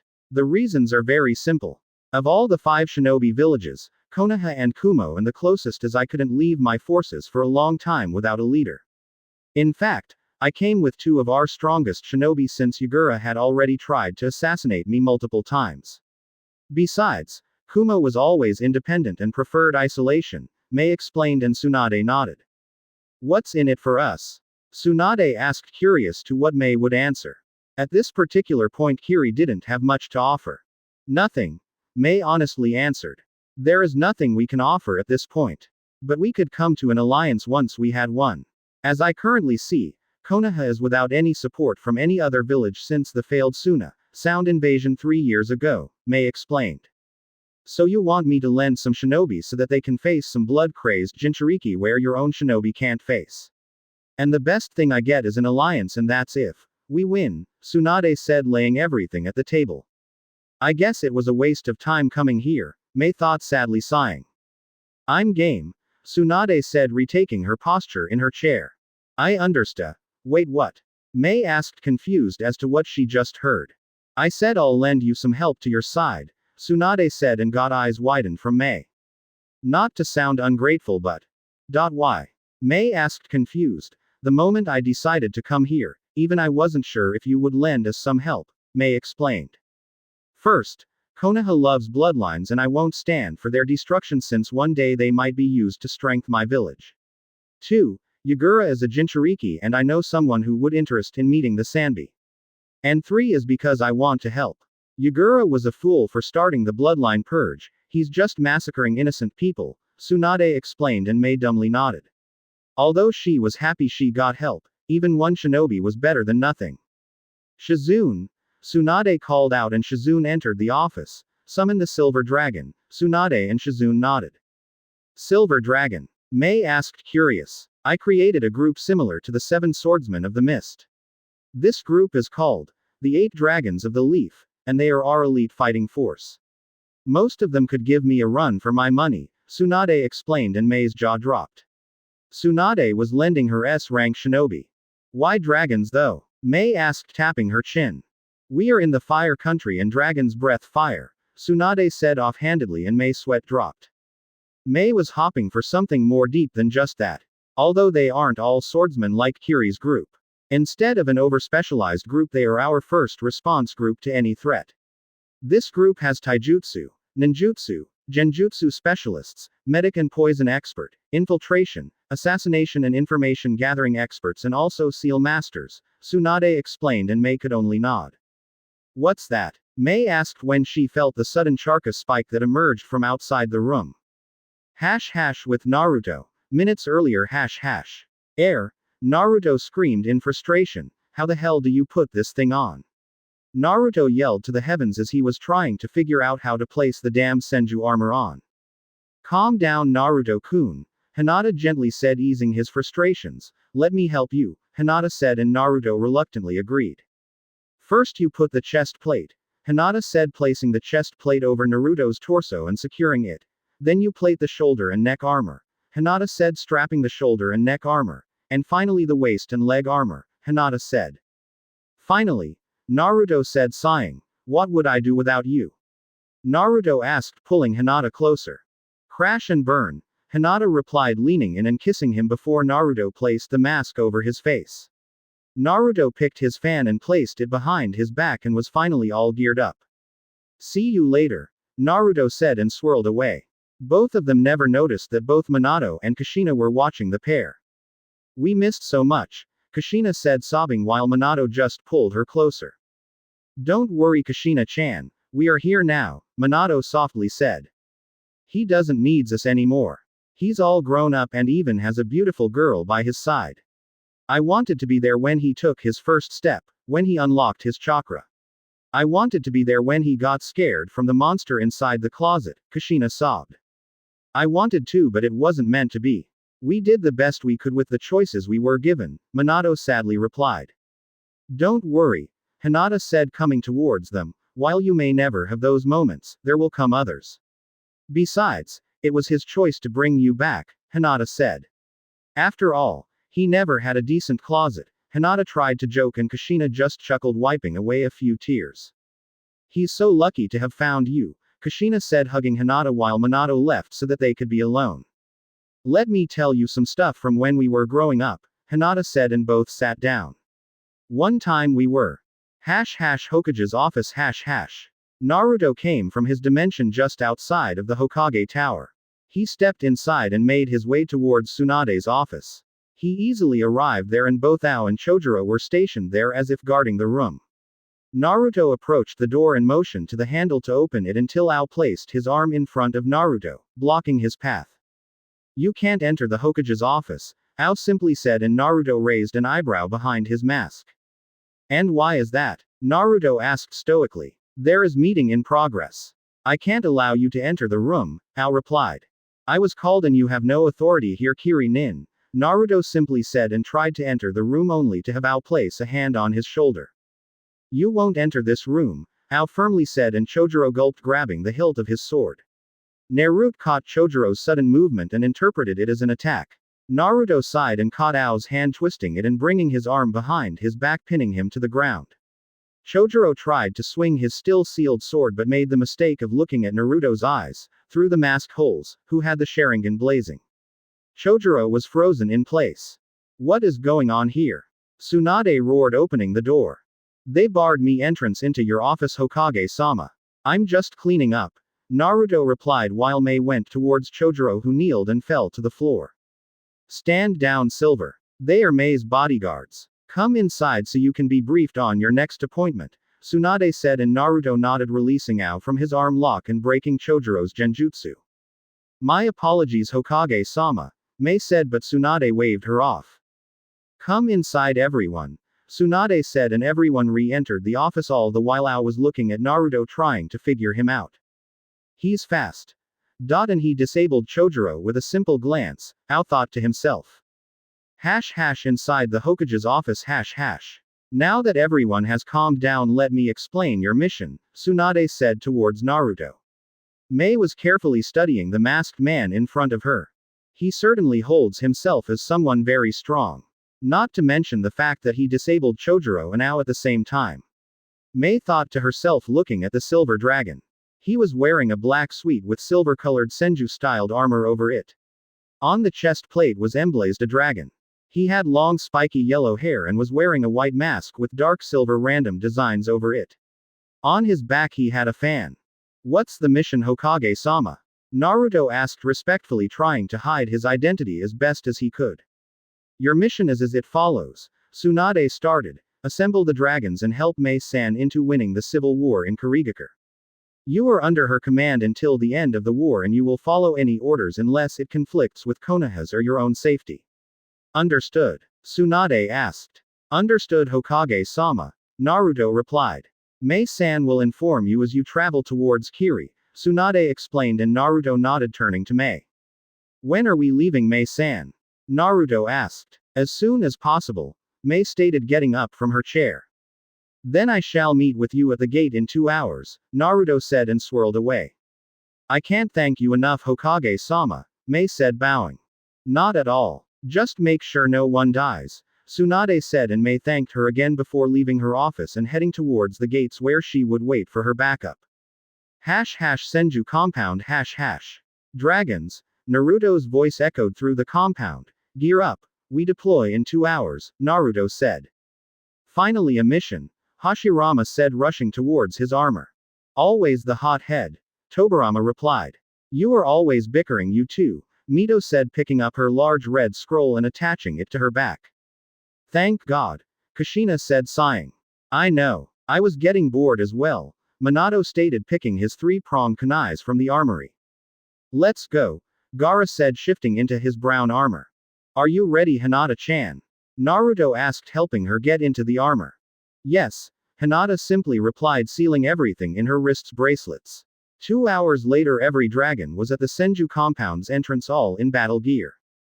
Konoha's gates All 3 Kiri shinobi were waiting impassively for the arrival of the dragons. The group wasn't late per se, but Mei was very anxious to meet the group that Tsunade lent them. If what Tsunade said was true and most of them were S-rank shinobi, then her victory was mostly certain. S-rank shinobi are extremely powerful and deadly. Their jutsus are on a completely different scale than the standard Chunin or Junin. A single S-rank shinobi is worth almost 100 standard Junins and even more Chunins. This particular level of skill is very hard to come by, and that's the reason why there are so few around. Kumogakure currently has 4 S-rank shinobi, being A, the Raikage, B, the Hachibi Jinchuriki, Yugito, the Nibi Jinchuriki, and Darui, the Sandaime Raikage's apprentice, wielder of the Black Lightning. Iwagakure is highly secretive about their shinobi. While they are always up to demonstrating their power over the other villages, there isn't much known information about them. The only known S-rank shinobi currently attached to the village is Onoki, the Sandaime Tsuchikage, wielder of the Dust Release, capable of disintegrating anything, including shinobi. The Sand Village is another mystery. Even before the invasion 3 years ago, they were still secretive, even with Konoha allied with them. Currently they do not possess any definitive S-rank shinobi. They have Shio, a concealor that was renowned for their mastery in puppetry, but the old age has finally caught up to her. They also have Baki, the Godime Kazekage. While not a S-rank shinobi, he isn't that far away. Then we have Kirigakure. Their shinobi are renowned for remarkable kenjutsu and water jutsus. They possess more sensors than any other village out there. The reason as to why that is unknown. The only S-rank shinobi currently fighting in the Loyalist or the rebel sides are Yagura, Yondaime Mizukage, and the Sanbi Jinchuriki, and Terumi Mei, the rebel leader. There are a few others elite Junins like Ao and Chojuro, but they don't reach the S-rank title yet. Konoha also has their fair share of powerful shinobi. They have Senju Tsunade, Godime Hokage, her grandson Senju Naruto, Jinchuriki of Kyuubi no Yoko and wielder of the Sharingan bloodline, Jiraiya the Toad Sage, Hitaki Kakashi, son of White Fang, Hyuga Hinata, apprentice of Senju Tsunade, and Sarutobi Hiruzen, who despite his old age he's still very powerful. While S-rank shinobi are very powerful and a huge asset to any village, they also tend to be unstable. They are so powerful that they tend to go up against their leaders, which often result in them becoming missing ninja as they run away from their village. That's the reason as to how the Akatsuki organization was born. Usually S-rank shinobi only band together when there is someone stronger than them giving orders. Each village only has a handful of S-rank shinobi since the end of the clan wars. These times of peace had somewhat lowered the level of the shinobi. During the clan wars the life expectancy was nothing more than their 20s and you had to be strong to survive. Even more than now. Now Konoha suddenly has, not only the known S-rank shinobi, but they also have another 8 S-rank shinobi whose identity is classified. This was a major boost to their strength, and even more since they managed to hide them from the other villages. If what Tsunade said was true, then this group could easily conquer any other village out there. You would need around 200 to 300 shinobi to match the power of a single cage-level shinobi. And this cage-level shinobi could wipe them all out without much effort. Sorry if we are late, Naruto said as every single dragon landed in front of Mei, all lined up in perfect formation. Not at all. You are right on time, Mei said. I'm Terumi Mei, leader of the rebel forces. My right-hand man is Ao and to my left is Chojuro, Mei explained, and everyone nodded. Now it's our turn, Naruto said and pointed towards the beginning of the group. He's the green dragon, he's a sensor, taijutsu and ninjutsu specialist, Naruto said, pointing towards Hashirama, who was wearing a dark forest green armor with a mask with the same color. Next to him is the black dragon. She's our seal master, Naruto explained, and Mei nodded. Next to her is the blue dragon. Sensor, water and space-time ninjutsu specialist, Naruto explained, and Mei raised an eyebrow. Space-time techniques were very rare, and to find someone who specialized in that was even rarer. He's the yellow dragon. Taijutsu monster. Extremely fast, standard and space-time ninjutsu specialist as well, seal master, Naruto explained, and at this point Mei could only nod. Next to him is the red dragon. She's our kenjutsu expert and quite fast as well. She's a seal master as well as wind ninjutsu specialist, Naruto said, and turned to Gaara. Next we have the brown dragon. He was a special bloodline that allows him to control sand, Naruto said. Next to me is the purple dragon. She's a taijutsu expert, highly skilled in water ninjutsu.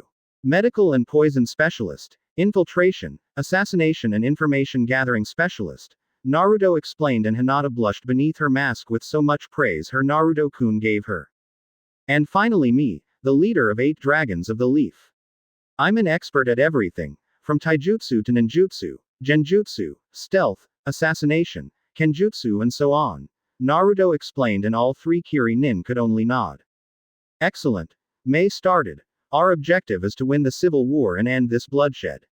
Let's move out, Mei said, and everyone jumped towards the Mist Village. Kiri Civil War Arc. Chapter 39, A Turning Point. No one really knows how it began, the bloodline purge that is. One only knows rumors and whispers that town folk spread around.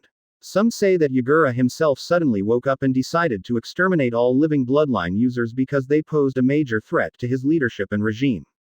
Some say that Hyuga decided to purge every single bloodline shinobi after the Kagaya attack a few years ago. One night the Kagaya clan decided to simply attack the Mist Village, their own village to begin with. While most shinobi blamed them for being some blood-crazed clan, Hyuga persuaded his shinobi to the opposite. Instead of accepting that the Kagaya clan was, for lack of a better word, mental, Hyuga spawned the theory that every skirmish and war was because of bloodlines. The bloodline would affect the shinobi, turning them into nothing more than a beast looking for blood and flesh. The people in Kiri were then blinded by their pain and hatred for the Kagaya attack that they believed in their leader without question.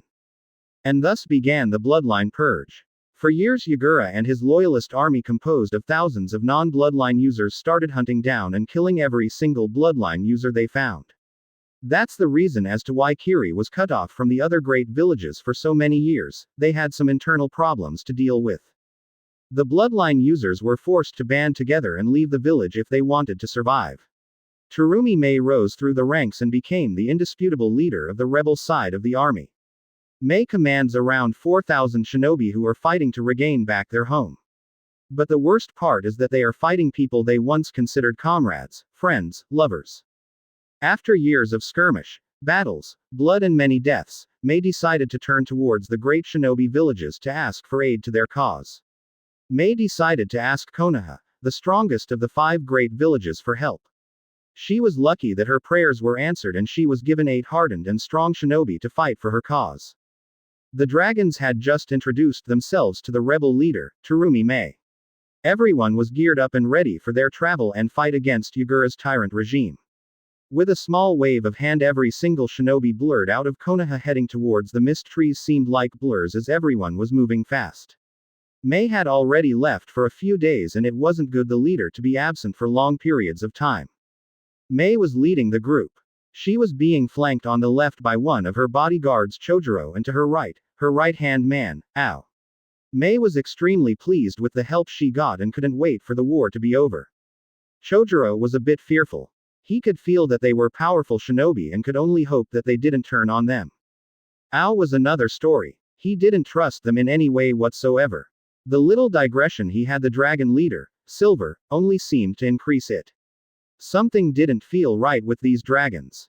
The 7 swordsmen of the mist never needed any masks to cover their faces. All this secrecy was driving him mad. Ao brought his right hand and made half the tiger seal. Ao focused chakra into his eye, the one covered by the black eye patch. His eyes suddenly glowed white and his veins bulged out slightly, but everything was hidden by the patch. Ao gasped when he saw just what type of shinobi they were. They are monsters. Every single one of them, Ao thought to himself, gasping for air, trying to keep his cool and not alert them. Their chakra levels were through the roof. The member with the lowest amount of chakra was the purple dragon, and even her had high cage level reserves. Ao nearly fainted when he noticed just the amount of chakra the leader of the dragons had. The silver dragon's chakra seemed different from the standard, his chakra was brighter than most and his reserves were on par with Biju themselves. The silver dragon had more chakra than Hoshigaki Kisame, who was renowned as the tailless Biju. Ao focused his Byakugan in trying to see through the masks and find out the identity of these powerful shinobi. You know, Silver started. You already have something that belongs to Konoha. Don't push your luck by trying to find our identity, Silver said in a monotone voice, making Ao flinch. I don't know what you are referring to, Silver-san, Ao replied as he regained his composure. May just listen to the conversation quietly. Don't play games with me, Silver warned. I know that you have a Byakugan eye behind that eye patch, Silver explained, and Ao's single eye widened. Don't look so surprised. When we introduced ourselves, I believe I explained that half of us are sensors. We realized what you had hidden beneath your eye patch the moment you turned it on, Silver explained, and Ao was sweating at this point. Don't misunderstand us, Silver said in a calmer voice. We don't intend to remove your eye, but we wear masks for a purpose, Silver explained, and Ao sighed in relief. I understand and appreciate it, Ao replied, and Silver nodded, turning to May. I believe it's best for us to be informed of your current situation, Silver said, and May nodded, gathering her thoughts. Currently we have around 4,000 bloodline users in the rebel army. Yugura is the Jinchuriki of the Sanbi. He has full control over his Biju and he controls the Mist Village along with near 6,000 non-bloodline shinobi. May started.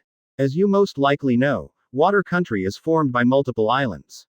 The biggest island, located in the center of the country, is where the Mist Village is. This island is surrounded by several other where there are several outposts.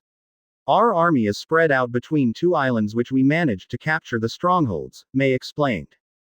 We can't push forward into the main island without taking over the other three remaining strongholds first, and even then it will be very difficult.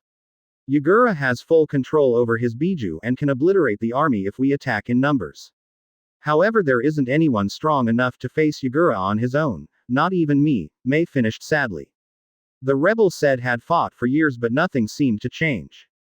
If your main problem is Yugura, then with us he shouldn't be a problem, Silver started noticing the incredulous look on May's face. There was a reason as to why Biju were so important to nations. They were the real army killers. The Jinchuriki, when properly trained, could wipe hundreds of shinobi in the blink on an eye, and they were hard to kill. Our group has 4 seal masters, but above else, Silver trailed off and he motioned Green to do a little show off. Green chuckled and clapped his hands together in the snake seal. A tree popped from the ground, giving Green another step to further his jump. Mokuden would release, May whispered, staring the green-colored dragon. She couldn't see it, but she knew he was laughing like crazy behind that mask. Though only Senju Hashirama could use the Mokuden, May said, shocked by the events. Well, the green dragon can do it just as well as Hashirama could back in the day, Silver replied, chuckling to himself. To think that Konoha had another Mokuden user in hiding, May said, chuckling. Not to mention another Senju clan member, May said in afterthought. As you see, the Senju clan is still strong and not some dying breed, Silver explained, chuckling, as he was also member of the Senju clan, but May didn't know that. Hi, May replied, and everyone rushed even faster with renewed spirits. Few days later. Mist Country border. Here we are, May said as they arrived near the border. The last few days of travels were uneventful. I advise some caution as we are about to enter the Mist Country and it's still controlled by Yugura, May warned, and everyone nodded. I have a question, the purple dragon said, and May motioned her to go on. Why didn't the water daimyo intercede when this civil war started? Purple asked. I mean, he should know that a divided village would weaken the entire country. It's just by luck that the other nations were still weak from the Third Shinobi War. They might considered conquering the mist, Purple stated. It was of no use when we tried to talk to the daimyo, May sadly said. This all began when the Kagaya clan attacked. Their members were always bloodthirsty and they didn't seem sane. One day the Kagaya attacked the Mist Village, their own home to begin with. Some members of this clan had a special Kekkei Genkei that allowed them to manipulate bones, Mei said, but Silver interrupted her. Shikatsumyaku, dead bone pulse. I killed the last of the Kagayas 3 years ago, Silver said, sighing, and Mei knew that killing was never easy, but knowing that it'd be the end of a clan, it would be worse. Only a few members of this clan were able to the dead bone pulse, but these few were extremely strong and very hard to kill. After the bloodbath, Yagura announced the bloodline purge with the daimyo's support. And the rest is history, Mei concluded, and outside. I wonder what kind of leader slaughters their own men.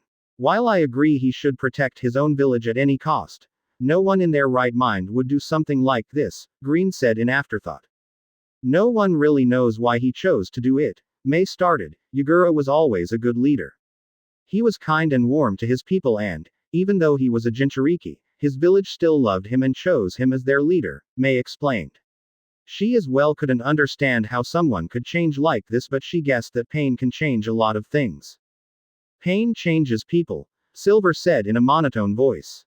Kushina looked towards Naruto with concern. Naruto had told her that in the beginning, Konoha hated him, but she didn't think they were physical towards him. Man, it's foggy, Green said. The fog is a natural defense of the Mist Country. Our shinobi are born in it and, as such, they are used to living in these conditions, Mei explained, and Green nodded, although he already knew that. This damn country is still foggy, even after so many years, Green thought. Sizzle. Trap. Silver yelled, and everyone jumped away and landed together nearby. Boom. The place where they were exploded, blowing away the mist and creating a crater on the ground. Sweden. Mizoropa, wild water wave, multiple voices shouted. Everyone looked to their sides to see a gigantic water wave coming to crush them all. Brown. Silver yelled, and Brown Gara nodded. Sand started flowing from inside his seals and created a protective dome around them. The water crashed against the sand and did nothing but shake it a little bit from the impact. Once Brown had let the sand down, a group of shinobi jumped in front of Mei and the dragons. Looks like the information was right, the apparent leader of the group stated. You really went to recruit more monsters to fight, the leader said, scowling. How did they find out? Ao asked, confused. You most likely have a spy in your army, Silver stated, getting ready for combat, his eyes glowing red behind his mask. The enemy had severely underestimated them. They had sent a mere 10-member ambush squad against 11 trained shinobi. Kaden. Goka Mekyaku, Great Fire Annihilation, Silver said as his hands blurred towards the horse seal. He unleashed a wall of flames against the opposition, who scrambled to get away from the flames. Fuden. Daitapa, Great Breakthrough, Purple said, taking a deep breath and releasing a gust of wind, powering up the flames' speed and intensity. Attack Formation E, Silver stated, and every dragon nodded, going to their respective positions. Mei, Ao and Chojuro just watched from the sidelines Konoha's elite fighting force at work. The opposing Kiri shinobi knew that they could never get away from the wall of flames. The range was simply far too great, and even more once powered by a wind attack. Sweden. Sujinheki, Water Wall, the Kiri force shouted as they unleashed water from their mouths to counteract the fire. Naruto's fire attack was simply too strong to be stopped by standard water defensive techniques. The fire easily evaporated the water and bypassed their defenses. 2 unlucky Kiri shinobi were used as meat shields, while the others took the opportunity to jump away. Sand binding. Brown Gara whispered as he crouched, placing his hands on the ground. Chain style.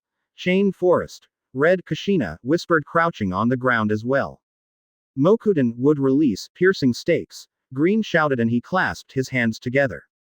Several trees sprouted from the ground and blurred towards the shinobi opposition. The Kiri shinobi tried to jump away but found themselves with their feet trapped. They looked to the ground to find sand and chains wrapped around their feet. The trees continued on their path and pierced most of shinobi, killing them all almost instantly. Mei, Ao and Chojuro had their jaws on the ground. These dragons had just decimated 10 shinobi that weren't fresh and out of the academy. Yagura wouldn't send some lowly skilled shinobi against Mei, Ao and Chojuro. To kill these 3 it would require shinobi of above average skill. That was over way too quickly. I didn't even get to use my sword, Red Kushina pouted while Silver noticed one shinobi who managed to survive and jump away trying to get away. Diva Path. Bansho Tenon, Silver said pointing his right hand palm towards the fleeing shinobi. Silver's eyes were glowing silver behind his mask. The shinobi froze mid-air and started flying towards Silver, who caught him by the throat and slammed him against the ground. Green, if you please, Silver said, and Green nodded, using a few trees to pin the Kiri shinobi to the ground. The Kiri shinobi was kneeling on the ground with trees attached to the legs and both arms. Why you pant, might as well pant, kill me. I'll never talk, the Kiri shinobi panted, trying to ready himself for possible torture. He himself was already bleeding from 2 punctures wounds because of the wood and had several burn marks. He wouldn't last much longer. You don't have to, Silver said, walking towards the Kiri shinobi and placing his hand on top of his head. Human path, Silver said, and everything the Kiri shinobi ever knew, learned and experienced flowed into Silver's mind. Is he a Yamanaka? Mei wondered in thought as she watched Silver concentrate and enter the enemy's mind. They never knew of any Yamanaka that was this powerful, much less with such chakra capacity. You do have a spy in your army. Yagura himself said so when he briefed this team to the ambush mission. Although he's way too low in the food chain to know any relevant information, Silver said before another thought came into his mind. Let's even the playing field, Silver said, taking a few steps back. Naraka path, Silver said, pointing his arm to an empty spot on the ground. Suddenly a massive head sprouted from the ground surrounded by purple flames. It was the King of Hell, and Silver had summoned him. What the hell is that? Ao yelled, taking a step back, making Chojuro grasp his sword. Silver, what are you doing? Yellow Minato asked, curious as to what his son was doing. Is he going to heal the enemy shinobi? Yellow thought. Suddenly a bright green light started glowing in the King of Hell's mouth and flew into the Kiri shinobi. The Kiri shinobi's body started glowing and all of his wounds started healing. The flesh started mending itself together. His bones snapped to their proper location. Once the blood had been swiped away from his skin, the Kiri shinobi stood there perfectly healed. What? How? Why did you do this? The Kiri shinobi asked, completely confused as to what happened. Nothing you will remember, Silver said, walking towards the Kiri shinobi and crouching in front of him. Look into my eyes, Silver said, with his mangekyu glowing behind his mask. The Kiri shinobi's eyes widened and he let out a gasp, and he was drawn and frozen, staring into Silver's eyes. The Sharingan, that's how he placed Chojuro in a genjutsu with just a glance, Ao thought, shocked by the revelation. Of course, long blonde hair, the eye contact, entering the another's mindscape, the fan on his back. Mei thought to herself, chuckling. You are a loyal shinobi to Terumi, Mei. You don't hate the bloodline users. You infiltrated Yagura's army as a spy under Mei's orders. Understood? Silver asked, and the Kiri shinobis simply nodded. His eyes were blank and dead. Koto Amatsukami, Silver said, completing his technique and making the Kiri shinobi blink slowly as his eyes regained their usual brown color. Green released the wooden tentacles and the Kiri shinobi quickly rose. He walked calmly and kneeled before Mei. What are your orders, Mei-sama? The Kiri shinobi said, kneeling in front of her with his head lowered. What did you do? Mei asked, completely bewildered. This was my most powerful illusion. This illusion is so powerful that the victim doesn't even know he's being affected. It allows me to enter my opponent's mind and manipulate them by giving them false experiences, making it seem as if they were doing things of their own free will. It is regarded as a genjutsu of the highest class due to the victim being entirely unaware that they are being manipulated, Silver explained, rising, and Mei gulped. Though I can only apply it to weak-minded people. Shinobi with strong minds can try and fight it. To them it would end as a clash of my mind against theirs, Silver explained, and everyone let out a sigh of relief, minus Chojuro, of course, who was still shaking. You live to the expectation. Senju Naruto, Mei said with an amused tone, making everyone freeze except Naruto, who chuckled. How did you find out? Naruto asked as he removed his silver mask. Blood-red Sharingan eyes looking towards Mei. That Yamanaka-style jutsu did throw me off, but when I heard you saying, look into my eyes, and that fan on your back, coupled with your blonde hair, made it hard to be mistaken, Mei explained. It lasted longer than I thought it would, Naruto said, chuckling, while the rest of the dragons shook their heads. Tsunade-sensei is going to be pissed. Purple, Hinata thought. So you Uchiha Madara's grandson, Ao said stepping forward and looking straight into Naruto's Sharingan eyes. Why does everyone instantly says my gramps' name?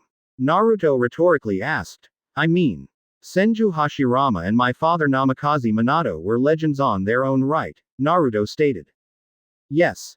But Madara outshone them, Ao simply replied. I tamed the 9 Biju and formed the village system, I killed a battalion of shinobi with a single jutsu. Hashirama and Minato both thought drawing circles on the ground while both red heads tried to comfort their husbands. What's your name? Mei asked towards the kneeling shinobi. Han. Han replied. The ambush has failed since we had help from Konoha. You are to continue your spy work. Report every week or when you find pertinent news, Mei ordered. As you wish, Mei-sama. Han answered and quickly turned to leave and report to his leader, Yagura. They were smart enough to ambush us in the border, Blue stated. Yagura is no fool. Even he knows that he can't face Konoha as of right now, and ambushing us in the Fire Country territory could be a deadly mistake, Mei replied. Let's continue. We are close to our main base, Mei said and everyone nodded. Few days later During the last few days everything changed in the Mist Country. Everyone in the rebel side was extremely pleased to see the help that Konoha had sent them. Senju Tsunade had even sent her own grandson, Senju Naruto, to help. Not that the others dragons did nothing, but they needed a public face strong enough to boost the morale. And who anyone better than a member of both the Senju and Uchiha's clan? The rebels had come out on top of every single skirmish during the last few days. Due to Naruto, Yellow and Blue's space-time techniques, they were able to be present everywhere. Every battalion was gifted with kunais, each one keyed to either Naruto, Yellow or Blue. So when the battalion was in trouble with their battlefront, they would throw the kunai into the middle of the enemy. Several flashes later and the skirmish was won. Coupling everything with Hinata's remarkable medical capabilities, the war had shifted with the rebel getting the upper hand. Slowly but surely, the rebel side began pushing the loyalists back on all fronts. It was time to start conquering the 3 remaining strongholds so that they could start pushing towards the Mist Village itself. Mei and Ao were standing in the middle of a room with several cartographic maps planning the resistance's next move. How is the approach looking? Naruto asked as he came into the room. Not good at all. These forts were built to last and withstand heavy siege, Mei said sighing. I could blow it up from a distance, Naruto said, and Ao looked at him like he grew a second head. What? Naruto asked rhetorically. I'm the Jinchuriki of the Kyuubi no Yoko. I can send a tailed beast ball and blow the stronghold sky high, Naruto explained, and Ao's sweat dropped. I would like to have my village in one piece when we are done with this war, thank you very much, Mei stated, and Naruto chuckled. Each stronghold is built to be both a prison and an impenetrable castle. The walls are of hard stone and the gates are made of chakra-reinforced wood, Mei explained. Can't we just climb the walls? Naruto asked, but Mei shook her head. Due to this country's climate, those walls have small layers of water, making it very difficult to climb to ordinary shinobi. The chakra control required is very high.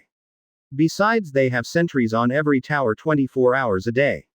They would spot us a mile away, Mei answered, nursing her head.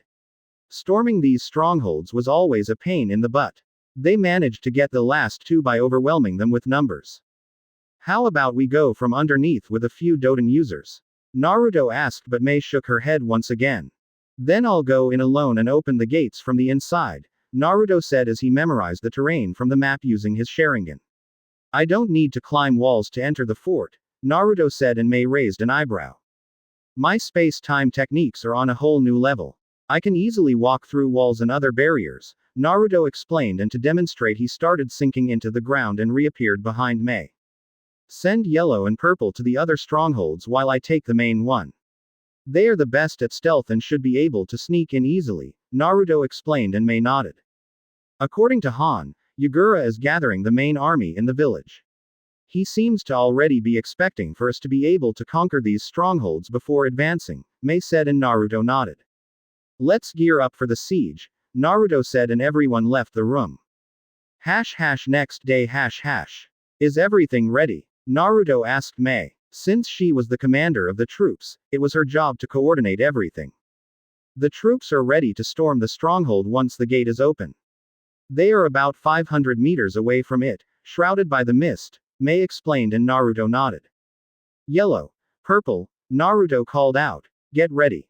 Coordinate your siege with Ao and Chojuro, Naruto said and they both nodded.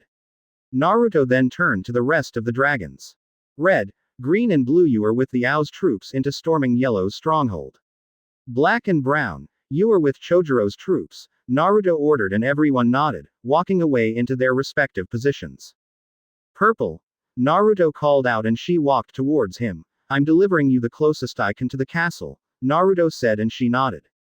Naruto discreetly handed her a three-pronged kunai. You be careful, all right, and call me if you need, Naruto whispered in a gentle voice.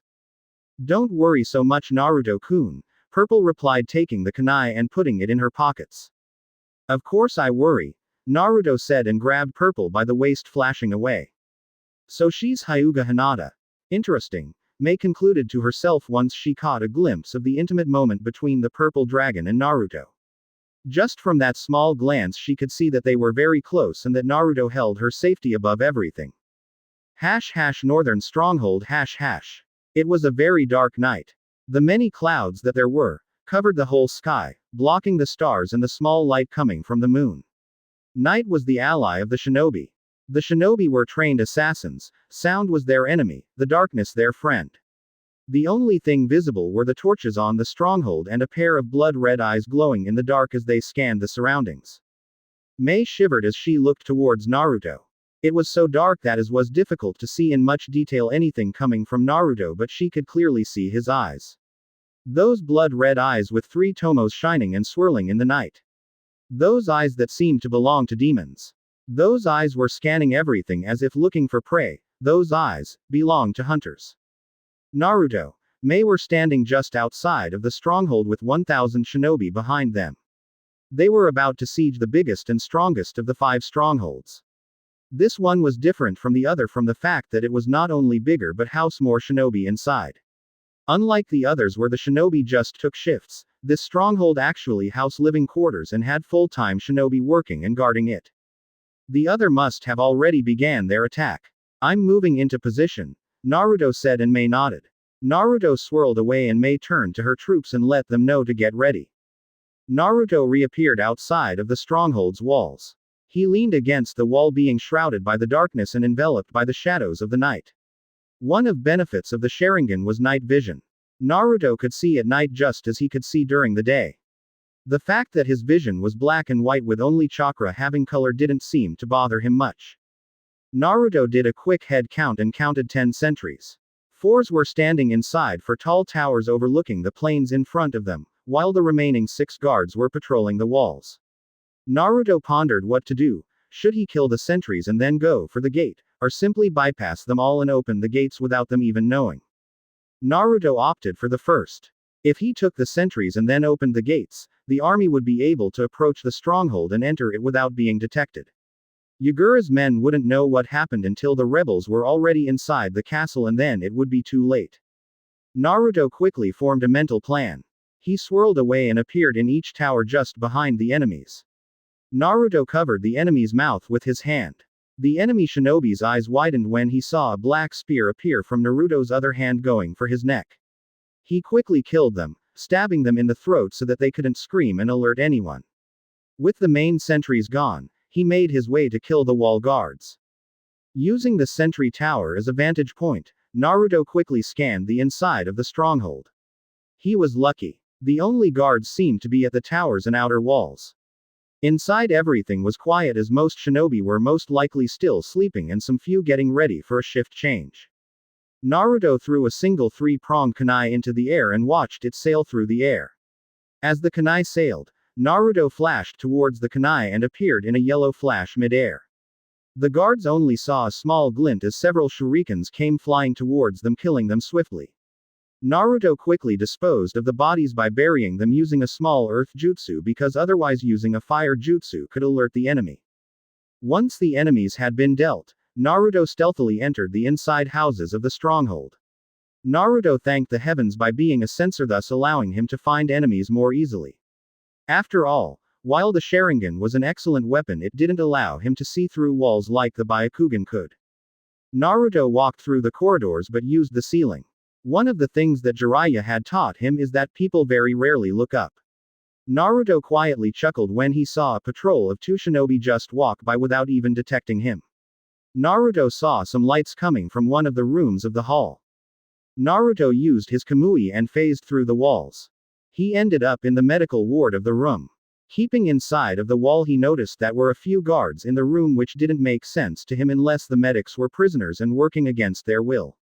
Couple that with a heavy atmosphere and the smell of fear, and Naruto was certain of that. Naruto made a single shadow clone and positioned him behind the other guard, as Naruto wouldn't be able to take one out without the other noticing it. Thump. Every medic inside the ward turned around to see both guards plummet to the ground. They were shocked to see a blonde man with Sharingan eyes standing in the middle of the room. Every medic took a step back, thinking they were about to suffer the same fate as the guards. "I can get you all out of here," Naruto said, looking at them. "They're about 10 medics, all dressed in the standard white garb. We are about to storm this stronghold, and in the midst of the fight you might get killed," Naruto explained, and one medic took a step forward. "Thank you for saving us," the woman said. She had an apparent normal face with dark hair and pitch black eyes. "My name is Now said, and Naruto nodded.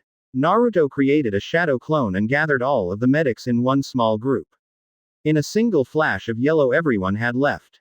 Naruto made a few shadow clones and had them hanged into the medics and the 2 guards to make sure that if someone appeared they wouldn't suspect anything. Outside with May. May was startled by the sudden yellow flash that appeared right next to her. May turned to see the new coming and noticed it was Naruto and what appeared to be 10 medics. They were prisoners being forced as medics. "I'm just a clone that was sent to deliver them. Boss is almost at the gate," Naruto said, and May nodded as Naruto dispelled in smoke. "Show them to the medical stations," May ordered, and the medics were led towards the medical tents. No one ever noticed the small smirk on Nao's face and the glow of red with black markings appearing in her eyes. Back in the stronghold. Once Naruto had left the medical ward, he continued through the long corridor until he found the exit that lead to the outer ring of the stronghold. Naruto looked forward and spotted the gate a bit far away. He contemplated what method he would use to open gate, was it didn't seem particularly easy. The gate had heavy weights and it would require at least 3 people to open it. May was right when she said that the gate was reinforced with chakra, as Naruto could see small traces of it running through the wood. Naruto wanted to open the gate without making noise because it would make the rebels approach easier. "No other way," Naruto said as he swirled away and arrived near the gate. Naruto placed his hand on the wood and a large array started crawling from his hands and spreading through the wood. By the design it was a standard explosive tag but magnified a few times. Naruto finished the seal and pumped chakra to charge it up. Naruto swirled away to safety and braced himself. Naruto made a singled hand seal and the gate started to glow. Boom. The gate exploded with the wooden doors being blasted away from the stronghold. Every single shinobi inside the stronghold was woken for the sound of the explosion, and surely, moments later a loud siren started echoing through the night. That was enough sign for May to order her troops to move forward. "Charge!" May yelled as she and all of her troops suddenly jumped out of the mist and started running full speed towards the castle. Not even 5 seconds later and the stronghold was being swarmed by 1,000 fully armed shinobi.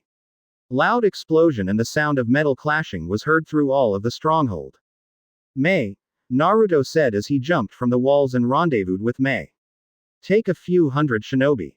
Circle the castle and infiltrate from the back gate," Naruto said, and May got confused. "There is no back gate," May stated. "I made one," Naruto seriously said, and May's eye twitched.